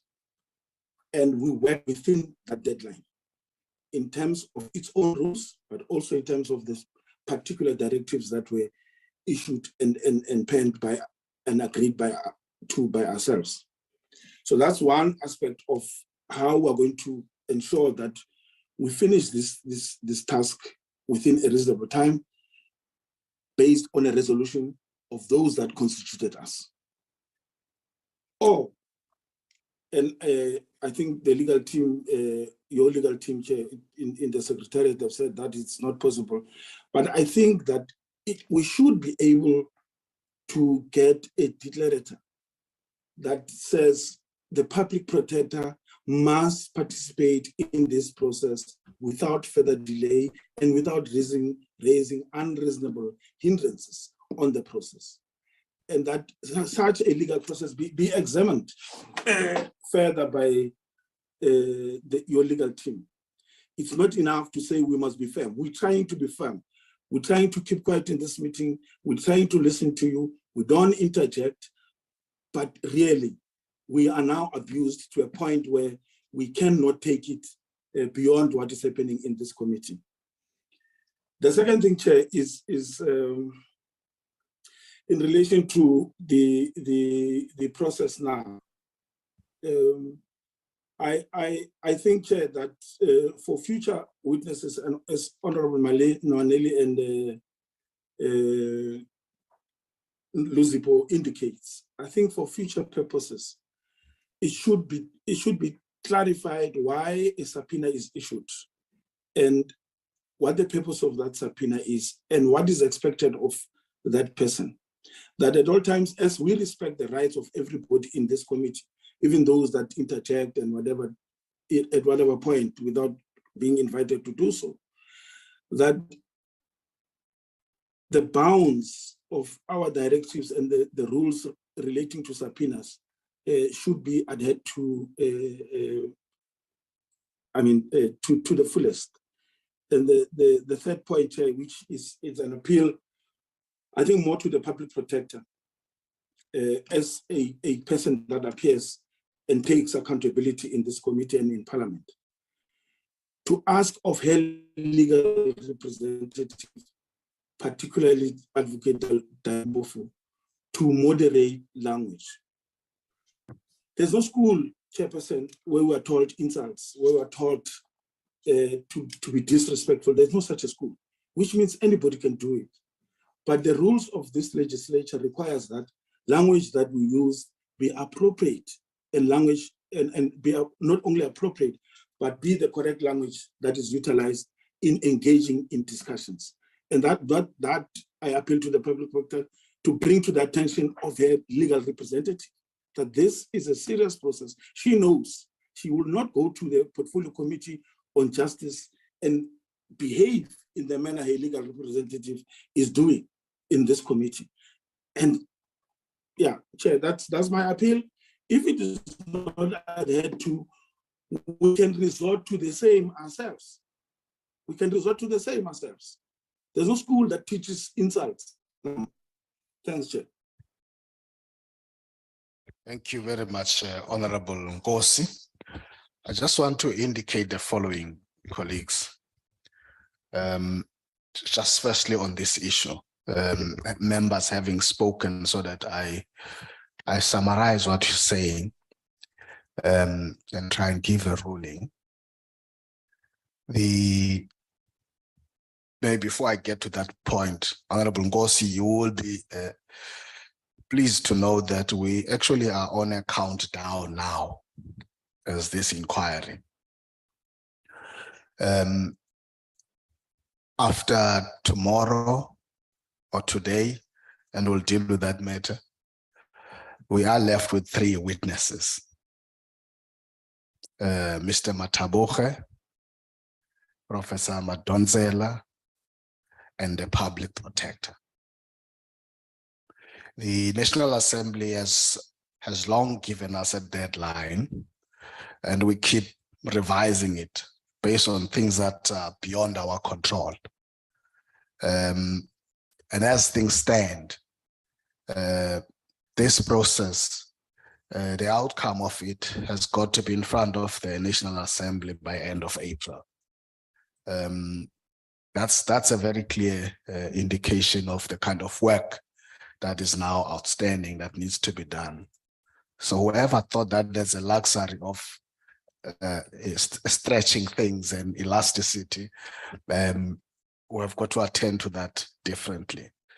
So before I come to this ruling, to indicate that on Tuesday, this committee is going to be hearing Mr. Mataboge as a witness coming in front of this committee. So far, that's the witness we have for the few days that we have for next week. The next date of a witness is the 1st of March. Professor Madonsela has confirmed the 1st of March to come to the committee and give testimony. The draft program that you have has also provided indicative dates of when the public protector must come in front of this committee. And that's what we have submitted. So we are not working on an open-ended process. We were very clear in that regard. And whoever thinks that we are going to be open-ended must review that thinking. As of what you have just said, in relation to this witness, the time for this witness in terms of being subpoenaed ends today. Okay, so having listened to you being with this firmness approach, which is important, therefore, the future continuation of this witness from today is going to be indefinite, because firstly, it will depend on the committee. The committee must again discuss the issues you have raised, colleagues, that you have picked up. The committee must discuss about whether we are going to resubpoena this witness, and it will place in front of it all of the issues that you have raised here. It is the decision of the committee. So there's going to be no date here that will give about this witness coming back. Hence, I'm saying it's indefinite, because it's subject to that discussion of the committee and the committee taking a decision, and it could take any decision when it meets. Looked at issues of relevance and everything else. That's in the domain of the committee, nobody else. So when we convene that meeting, that's what the committee is going to do. And therefore, if you are postponing today, it's indefinite. And therefore, next week proceeds as planned on Tuesday with Mr. Mataboge and so on. And I've already indicated what happens on the 1st of March. I've indicated what the draft program says. So it's in our hands as a committee. We're going to discuss that. Now that the time for subpoena has lapsed by today, it's not automatic that you just extend it in that particular way. So I want to say to the committee, we still have a space to discuss that. I hear all of you, honorable members, including the scenarios that you are painting, Honorable Maneli, about whether this could still constitute a subpoenaed witness or a voluntary witness and so on. We hear all of that, but let's not get into that point now. And so your point, I hope I'm addressing your point there for Honorable Ngola about the process. When I say it's indefinite, the committee must discuss it and satisfy itself, having gone through this process. But remember, when we discuss about anybody that you subpoena, we get into those issues of relevance. We get into those issues of why this witness is being subpoenaed. We're going to have to do that as the committee. And now you've got with you this kind of experience in dealing with that.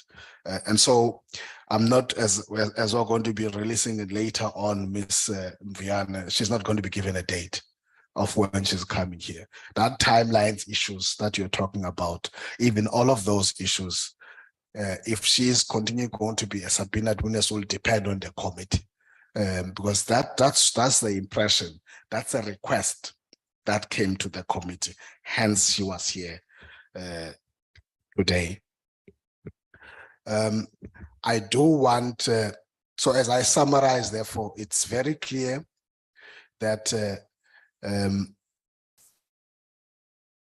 it's put very clear by the witness here, that the witness was Can we be unmuted, Chair? You'll only be unmuted when we have to speak. Please, please mute him, because I'm on the chair.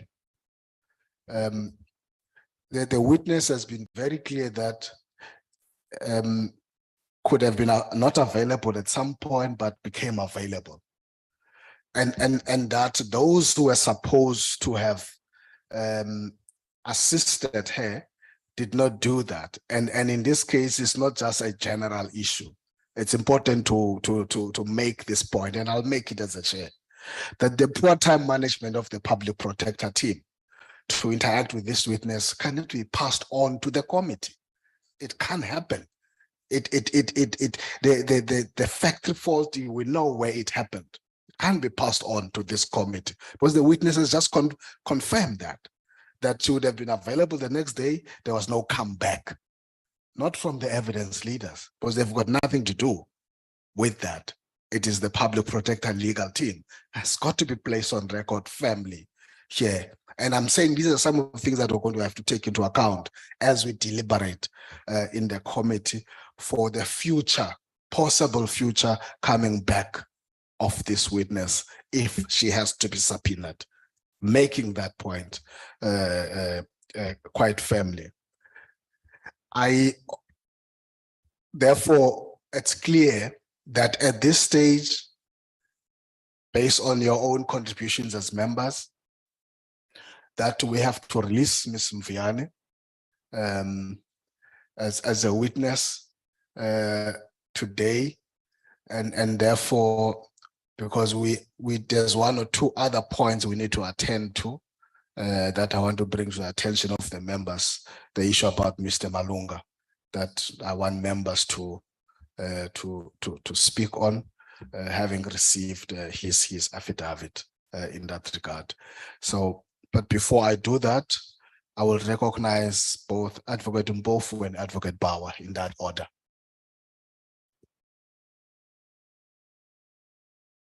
No, thank you very much, Chairperson. We were happy that sanity has prevailed.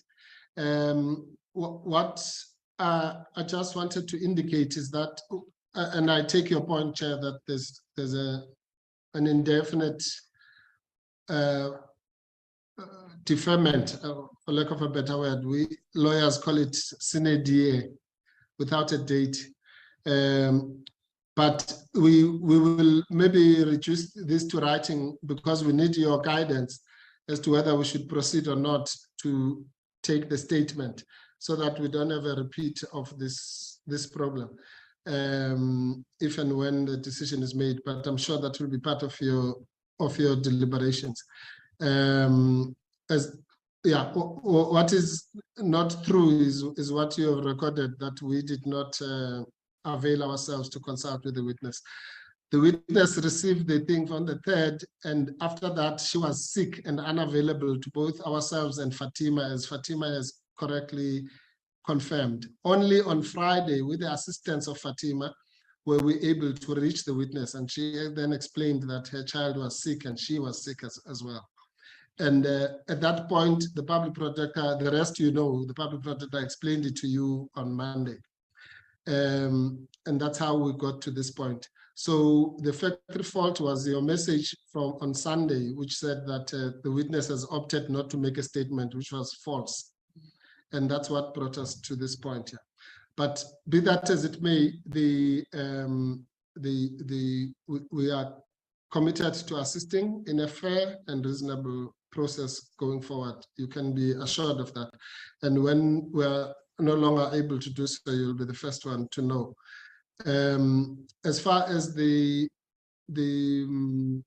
well, I don't know what the issue is with Mr. Malunga, but we will await your communication. Yeah, that's all, Chair. And I just want to say that really that's all we want to say, is that we're happy that sanity has prevailed, and we were told that the other issue that we raised about the letter was going to be deferred until, well, there was a proposal that until Monday. So can we also get your guidance as to when it will be opportune to raise that issue, because we still feel very strongly about it. Thank you, Advocate Bauer.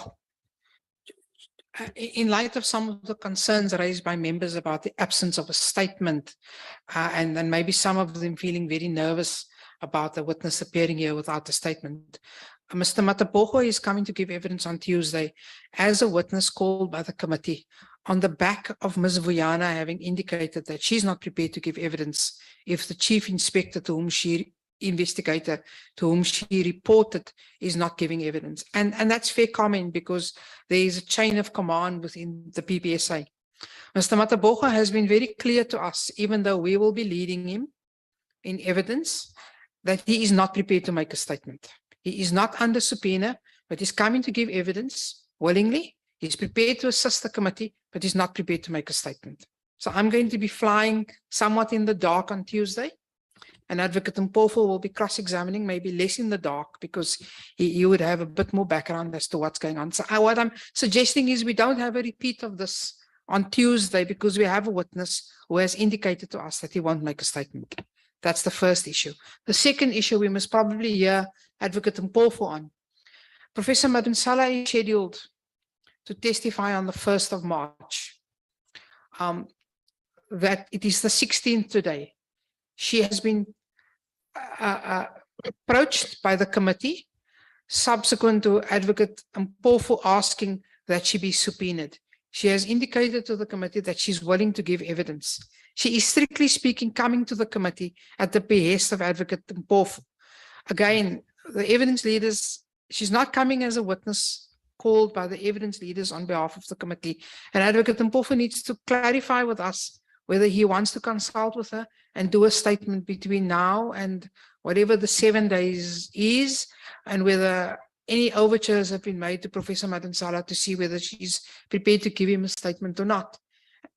She has indicated to the Secretariat that if she does a statement, she would require some assistance, and the evidence leaders are understandably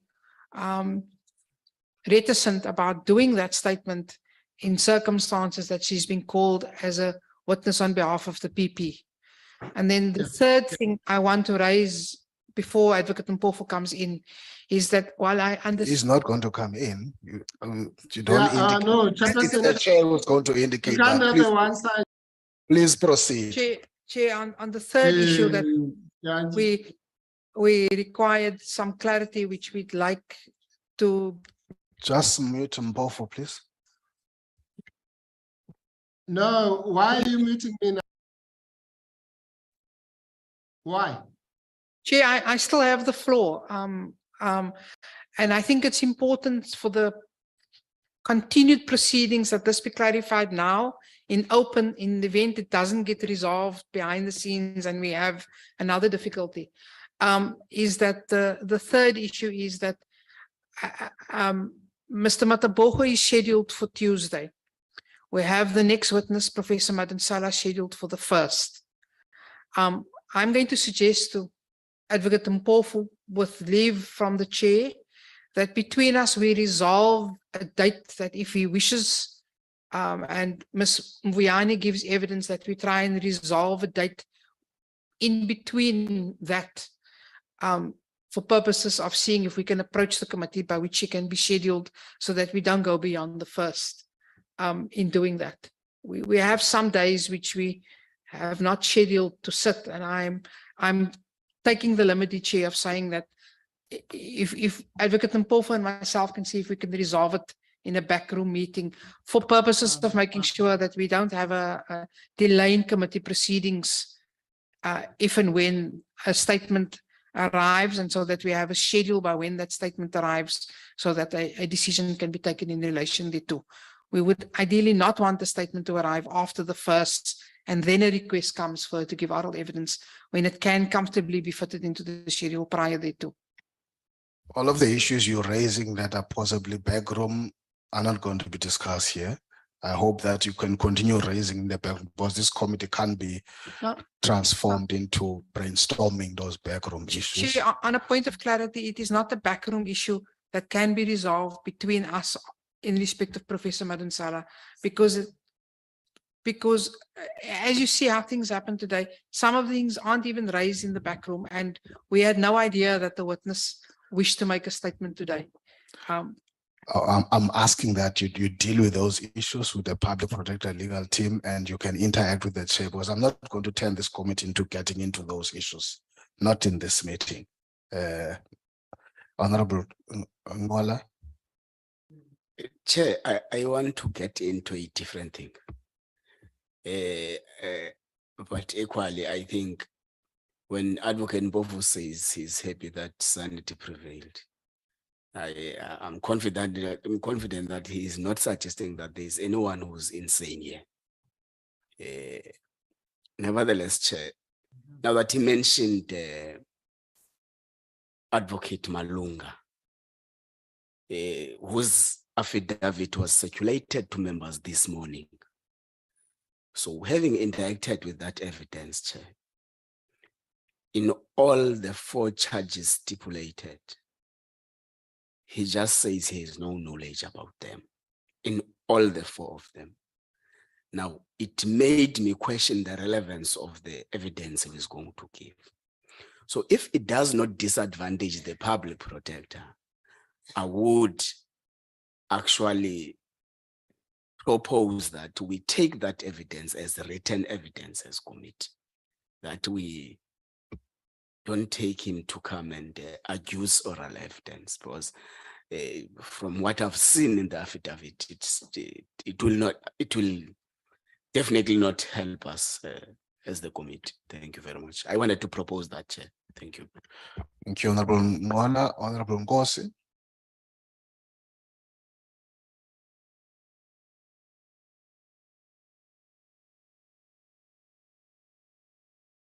You're muted, Honorable Ngosi. You're self-muted. No. No, you don't have to mute me, Chair. I'm saying that the issues, I agree with the issues raised by Honorable Mola, but the point I wanted to raise, Chair, is in relation to Professor Matonsela, if you allow, but if you think that this is a matter that should be addressed in the back room, it's fine. Go ahead, Ngosi. Chair, I suggest that if Professor Matonsela appears before us, when she does on the 1st, if the public protector experiences similar problems as we did with this witness today, that we take a firm decision now that we will not proceed with her beyond what beyond that day, because I can foresee that there's not going to be agreement between her and the public protector, and they're going to come here and raise issues that are irrelevant. So my suggestion is that at that point we take a decision. We're not proceeding with Advocate Madon. Thank you, Honorable Ngosi, Honorable Maneli and Gondwe. No, thanks, Chair. I think the first point is to really agree with you that matters that need the back room would have to be dealt with there. And of course, even with this other witness, we're raising the same point that if there was communication, you would not convene a meeting to postpone it, because it affects the functioning of the committee. I want to emphasize that point. And I think Honorable Ngosi has then spoken to the part about the other witness. As I said, it's also about the future witnesses that are going to come before the committee. But I just wanted to clarify in agreeing with Honorable Mola on the other witness that was to be called Mr. Malunga, that necessarily, Chair, if you would remember, This witness arose out of a discussion, not because this witness was in the public protector's list, but the public protector's team wanted a different one, which is the current. And based on relevance would have been that looking at the period that is being dealt with, this would have been probably a suitable person to be considered. But when you look at the affidavit, I think it's did accept it as information shared with the committee as we would have a discussion going forward, but not really to come and give oral evidence on the matters that he would not even have information. So that will kill the relevance for the committee. I just thought I should firm up the point so that we do not get back to a discussion that in any way it was not part of the list of those that needed to even be subpoenaed. So that's why the committee to have approach. Thank you. Thank you, Honorable Maneli, Honorable Gondwe. Thank you very much, Chair. I was going to agree with Honorable Nkosi and also appeal to you, Chair, to please let's explore, the legal options or, the possible recourse we have as a committee, because we cannot continue in this fashion anymore. It's really become an untenable and a really frustrated situation. We have been deployed by respective parties. We did not just, decide that, we're going to be on this committee. We were deployed here to do our work. And I feel like at every turn, we are being frustrated. We sat through 6 applications. It was a recusal application. It was a postponement application, all forms of applications. And now we're encountering, hurdles in terms of getting witnesses to give their evidence. So please, Chair, I implore you as a chairperson of the committee, it's time to take a hard line and be firm in terms of us being able to do our job. We are being frustrated here. It is deliberate and it's a concerted effort to frustrate the work of this committee, and time is not on our side. And we shouldn't be found wanting when it comes to fulfilling our responsibilities as members of parliament.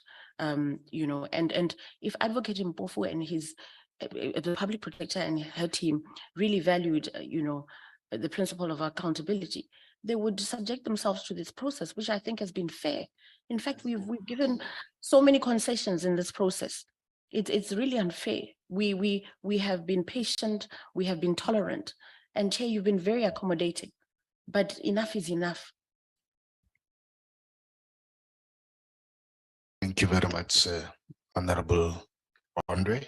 Those words taken to heart, indeed. I think our next ordinary committee meeting, which we will have to communicate, is going to have to deal with some of these issues quite concretely. And we might have to look into our diary next week to prioritize that meeting. Hearing from you as members, there's a clear indication, there's no objection to the suggestion that let's take the affidavit of Mr. Malunga as read and in written and not necessarily have oral evidence. There's no objection to that to you as members. So that's a first point.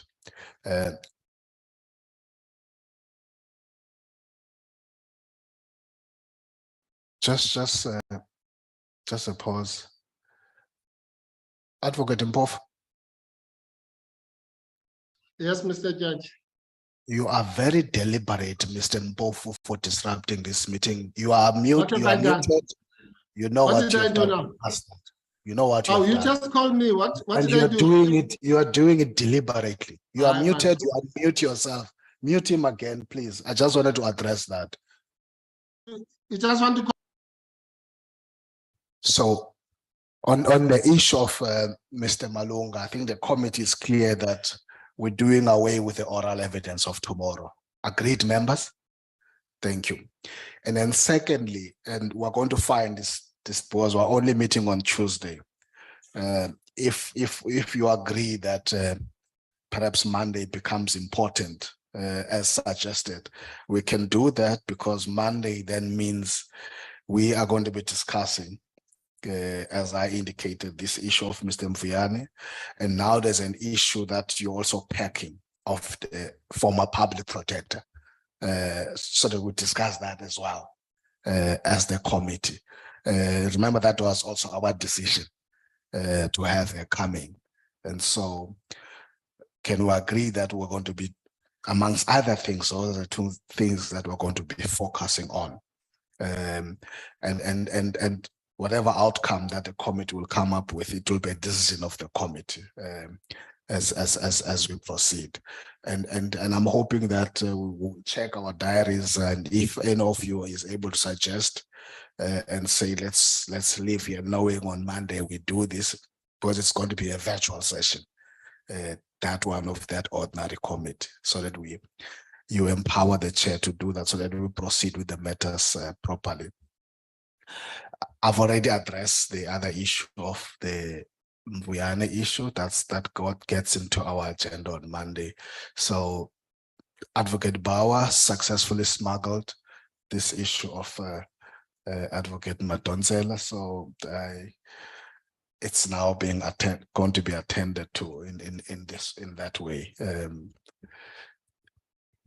I think that's where we're going to leave it. But before that, I see a hand of advocate of Mr. Mpofu. Thank you, sir. Yeah, no, I don't. I want to place on record that what you are doing once again is completely illegal.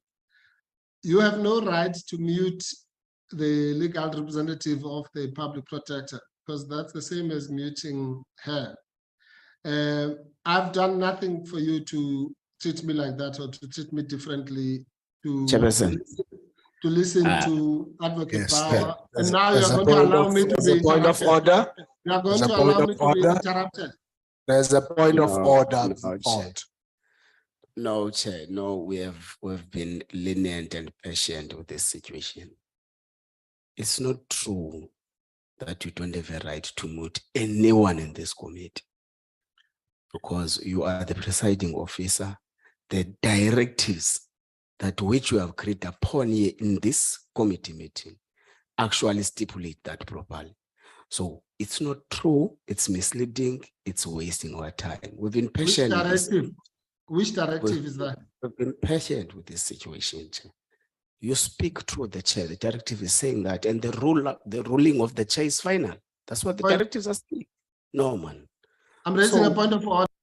So the member is on the platform.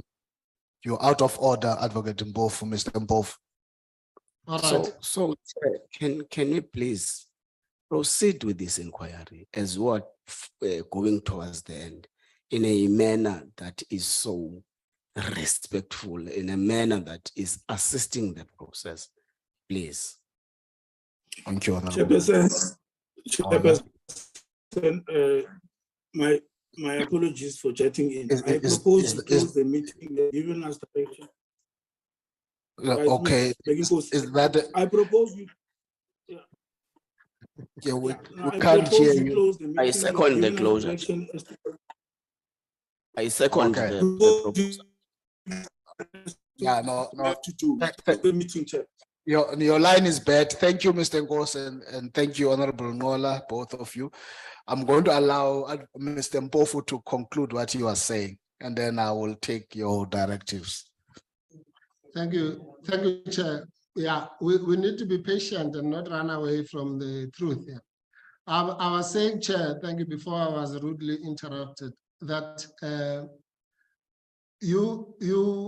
don't know what directive Honorable Ngola is talking about, which says that you can just willy-nilly mute people, particularly legal. Please don't go back to that point, Mr. Mpofu. Don't go back to that. I'm not going back. That was the point I was making when I was interrupted. What do you mean I'm Mr. going back? I'm going to address you on Close the that. meeting. Please proceed. Yeah, Close the no, meeting. now you are allowing, Close the meeting. Thank you, Mr. Ngosi. I will Close the attend to meeting, that. Chairperson. no, thank I you, will Chair. attend to All that, right. Mr. Ngosi. Yeah, no, that's If fine, you have Chair. no other Now, points to raise, Mr. Mpofu, if you have no It's our other meeting, points to Chair. We can raise. close it. Close the meeting. I It's do not have a other points. Chair, why don't you Thank you, stop Mr. this Ngosi. Please mute Mr. Ngosi as well. person? If you have no other points to raise, Mr. Mpofu, I'm going to stop you there. I have other points. I raised the points earlier. You just ignored them. I said to you, when you said you were going to tell us as to when the issue of the letter was going to be attended. You have not done so. I raised it before, you ignored it. You've also raised an issue about the witness Malunga. You have not asked for our views. We are part of this committee. Instead, you ordered for us to be muted. So even if we were to support or have comments, you have disregarded the rights of the public protector to participate in this process by muting me and by extension muting her. That's the point. Those are the 2 points that are outstanding on our side. But yeah, we're not going to allow ourselves to be abused by you or anybody. Thank you. This is a constitutional democracy. Honorable Suela, Honorable Suela. Chair, I was proposing closure. Thank you. Okay. No, I get the closure. Let me just honorable members, we have our meeting on Mr. Lucido. You might be helping me here. The rest shall wait for the in-house meeting. But we must note one thing: the directives that were adopted here are not above the rules of the National Assembly. And the rules of the National Assembly are clear. Thank you, Chair. Thank you. Honorable Manel. Thank you, Chair. Whilst you determine the time and all that for the meeting, we shouldn't lose the earlier discussion that we may know about your letter, but we do not know about the written response to your letter. And therefore, in discussion, we have to have both in that scope. So the determination of time is also qualified in that sense, because you need to know that aspect so that there's commitment to that response and those facts could then be verified. So I just thought as you are closing, it shouldn't be just like one side, but that response, at least that commitment should also be there, that will have both. Thank you. No, thank you, Honorable Maneli. I hope that by the end of the day, today or tomorrow, we will be receiving the much talked about response in a written form, so that the committee, when it meets, would also deal with all of those issues, and everything else will be subjected, and there will be a communication after such a meeting of the committee. And we'll also formally, after this meeting, communicate the postponement of tomorrow's hearing with Mr. Malunga. With that, thank you, colleagues. The time now is 1:07. The meeting is adjourned. See you on Tuesday.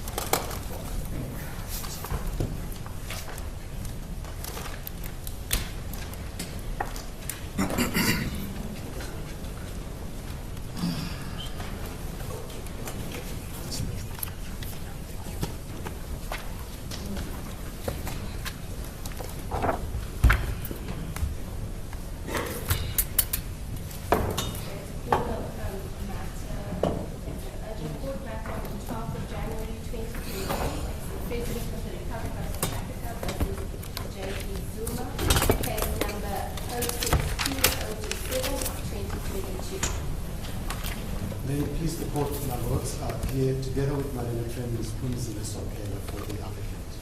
Thank you, Mr. Mechi. Good morning, Justices. May it please the court, I appear for the first respondent in this matter, together with my learned friends, Mr. Muela, Ms. Mamuepa, Mr. Mavungu, and Ms. Palmer Siwunu. As court pleases. Thank you, Mr. Mufo. As it pleases the court, my lords. Yes. Matiberi, together with Advocate de Klerk, and we represent the second and third respondents. Thank you very much. Let's deal with several preliminary issues. Is there more? Sorry, forgive me. Ms. Makola and I appear for the applicant for the admitted as a friend. Sorry, I couldn't hear that. I'm sorry, Mr. Ngwala, I didn't hear that properly. Say it again. I appear together with my learned friend, Ms. Makola, for the amicus applicant, Black House Collective Foundation, on the instructions of RMT attorneys. Thank you. Thank you, Mr. Ngwala. Let us deal with some preliminary issues before we get to the business of the day. And that deals, first of all, with the amicus application, Mr. Ngwala. As I have it at the moment, although the applicant and the first respondent have expressed a view, the National Prosecuting Authority has opposed the application. There appears to be a new development, Justices. Perhaps our learned friend from NPA may place Yes. What is the position? As it pleases the court, my lord, we are not opposing the application. What does this notice of opposition I have mean? That relates to Part B, wherein we have to deal with some unfounded and malicious allegations leveled against the second and third respondent. But for Part A, we are not opposing it. Well, I take it you've read the affidavits in the amicus application. That's correct. So how will that assist us deciding the agenda for today, which is whether or not there should be an interim interdict? Well, our view is that whatever they're raising will not, assist the court in as far as Part A is concerned. Not apparent to me that you've actually applied your mind to that issue. Sorry? It's not apparent to me that you've actually applied your mind to the question I posed to you. Is the taking for granted that the amicus's contributions are relevant to Part B, what possible assistance can they offer this court, qua amicus, in deciding whether or not there should be an interim interdict? We submit that, but we leave that to the court, but we submit that no case has been made out in as far as Part A is concerned, because there's nothing that they're going to add. All right. Well, then I think I understand you. Thank you, Mr. Mataboge. Back to you, Mr. Ngwana. There's a couple of issues. First of all, it doesn't appear to me on the face of it that the contribution you can make to this debate is relevant to this particular part. What you've set out in your papers will certainly constitute a material contribution to the debate in Part B. But over and above that, you've not sought to join the Minister of Justice, which would be a relevant step to take if you're going to challenge the constitutionality of the present arrangements concerning who is or isn't entitled to bring a private prosecution. So I would invite you to consider whether you need to amplify your papers in that regard. And our prima facie view is that you needn't participate in this particular set of proceedings, but you should persist with joining in Part B after and with the Minister of Justice, and the matter can then be taken forward at that stage. And lastly, what I'm just putting points to you to comment on, reading the thrust of several of your submissions, we might want to reconsider whether you seek to join as an interested party rather than as an amicus. An amicus wouldn't, as your papers indicate, be expected to express partisan views, which you're entitled to. And it may be that the exact status of your joinder needs to be refined. Thank you. Well, Justice Sullivan, let me start with the issues as well should be part of Part B and not part of Part A. Perhaps it's an issue that I'd have to address. 14 months ago, I was 366,000 Rand in debt. But today, I'm about to make my final payment to be debt-free. Sure, if you're struggling with unaffordable debt, in the next 60 seconds, I'm going to show people in South Africa the exact service I used to write off and significantly reduce my monthly repayments, and how I became debt-free in just 14 months without having to borrow any money from anyone else to pay it off. So, as of today, no more payday loans, credit cards, car payments, home loans, personal loans. No more avoiding phone calls or dreading to open the mail. I'm finally free. You see, I get it. Talking about debt can be difficult. I hated talking about it. In fact, I was so embarrassed that I'd gotten myself into such a mess I didn't even speak to my wife to begin with, but then it got to a point where I just needed to speak to someone. So my debts were ruining my life and my family's life. I couldn't afford to go out with my friends. I was arguing with my wife all the time about money. No matter how hard I tried to stick to the budget, I just couldn't stay on top of all the interest and penalty fees. So finally, one day, I thought, this is not going to work. I need help. So my only regret is, of course, I waited for more than a year to actually get the help that I needed. But all I needed to do was take a free assessment to see if I qualified for the help, which I did, of course, and I put the link to the survey I used on this video somewhere. And if you're struggling with debt, I really highly recommend that you try it too.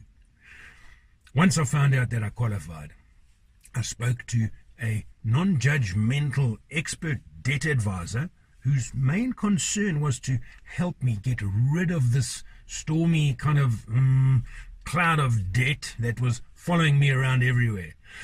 I was worried that they'd judge me and, for getting myself into the situation, but there was none of that. I could tell that they genuinely wanted to help. In the end, they helped me set up what's called an IVA, which consolidated all my debt into one affordable payment. They got some of the debt written off. They got my monthly debt repayments significantly reduced. So I had one payment and I paid it for a fixed period, only 14 months instead of 10 years. And then I was going to be debt-free, which I am today. It was great. I was able to pay off all my credit cards, my car, my personal loans, and I dread to think where I'd be if I'd not taken the free assessment to see if I qualified. It's just a massive weight off my shoulders, and now I can get back to being the person I used to be and actually start saving some money. So if there's one thing you do today, make sure it's this. You could be debt-free in no time. Think how much happier you'd be. I know it made a huge difference in my life. So tap the Learn More button to take the free assessment to see if you qualify.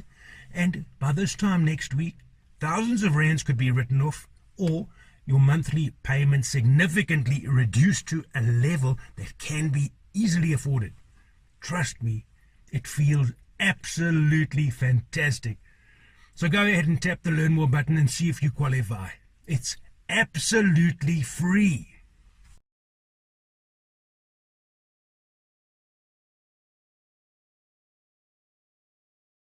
What's the number of children? No more? Plenty of time gives a chance. A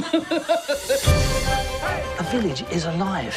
It's love what gets us out of bed in the morning.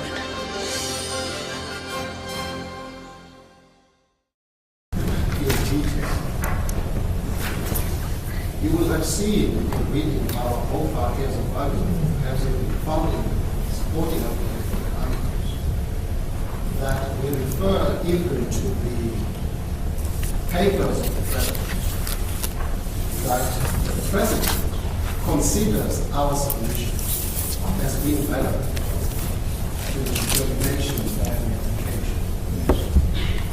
Perhaps I've misstated myself. I'm not addressing the question of whether or not it's appropriate for you to be part of Part B. I'm making that assumption. I'm simply pointing to you at this stage is it's not apparent to us that you have a substantial contribution to make to whether or not there should be an interim interdict. Well, then perhaps I should then address the board on that very question. Please. Very substantial. Your Lordship will have read our heads of argument. We have prepared a note as a court address just to limit the scope of our argument. If we can have that up, it's only 15 pages. It summarizes the case that we made in our heads of argument as well as the founding of the pages. Yes, I'd rather you skip that for the moment and simply directly address me on the point I've raised. We're sitting in an urgent court without wanting to make it sound disparaging. You have sought to gate crash an urgent application, and that creates a disorderly dimension to the proceedings. Whereas on the face of it, your participation in the main debate will be valuable. Insofar as our limited agenda today is to determine whether or not the applicants made out a case on an urgent interim interdict, it's not apparent that the scholarship which you have marshalled is relevant to address those rather well-established principles. Justice Sutherland, I submit with respect that it may be useful for the court to at least entertain us for no longer than 20 minutes to address specifically why the amicus is seeking to join as an amicus will be of assistance to this court in Part A and in Part B. Well, I hope that you can make the bull point in less than 20 minutes as to why you can help us on the interdict. Perhaps we can start with the punchline. Perhaps we can start with the punchline. What is it that you're going to say that Mr. Mpofu is not going to say on the interim interdict? If I can take you, if you've seen our note, I just want to take you to that note. Yes, we'll hand up the note, please. Hand up the note. Specifically, we summarize paragraph 31. Paragraph 31. Yes. We say that the first proposition that we made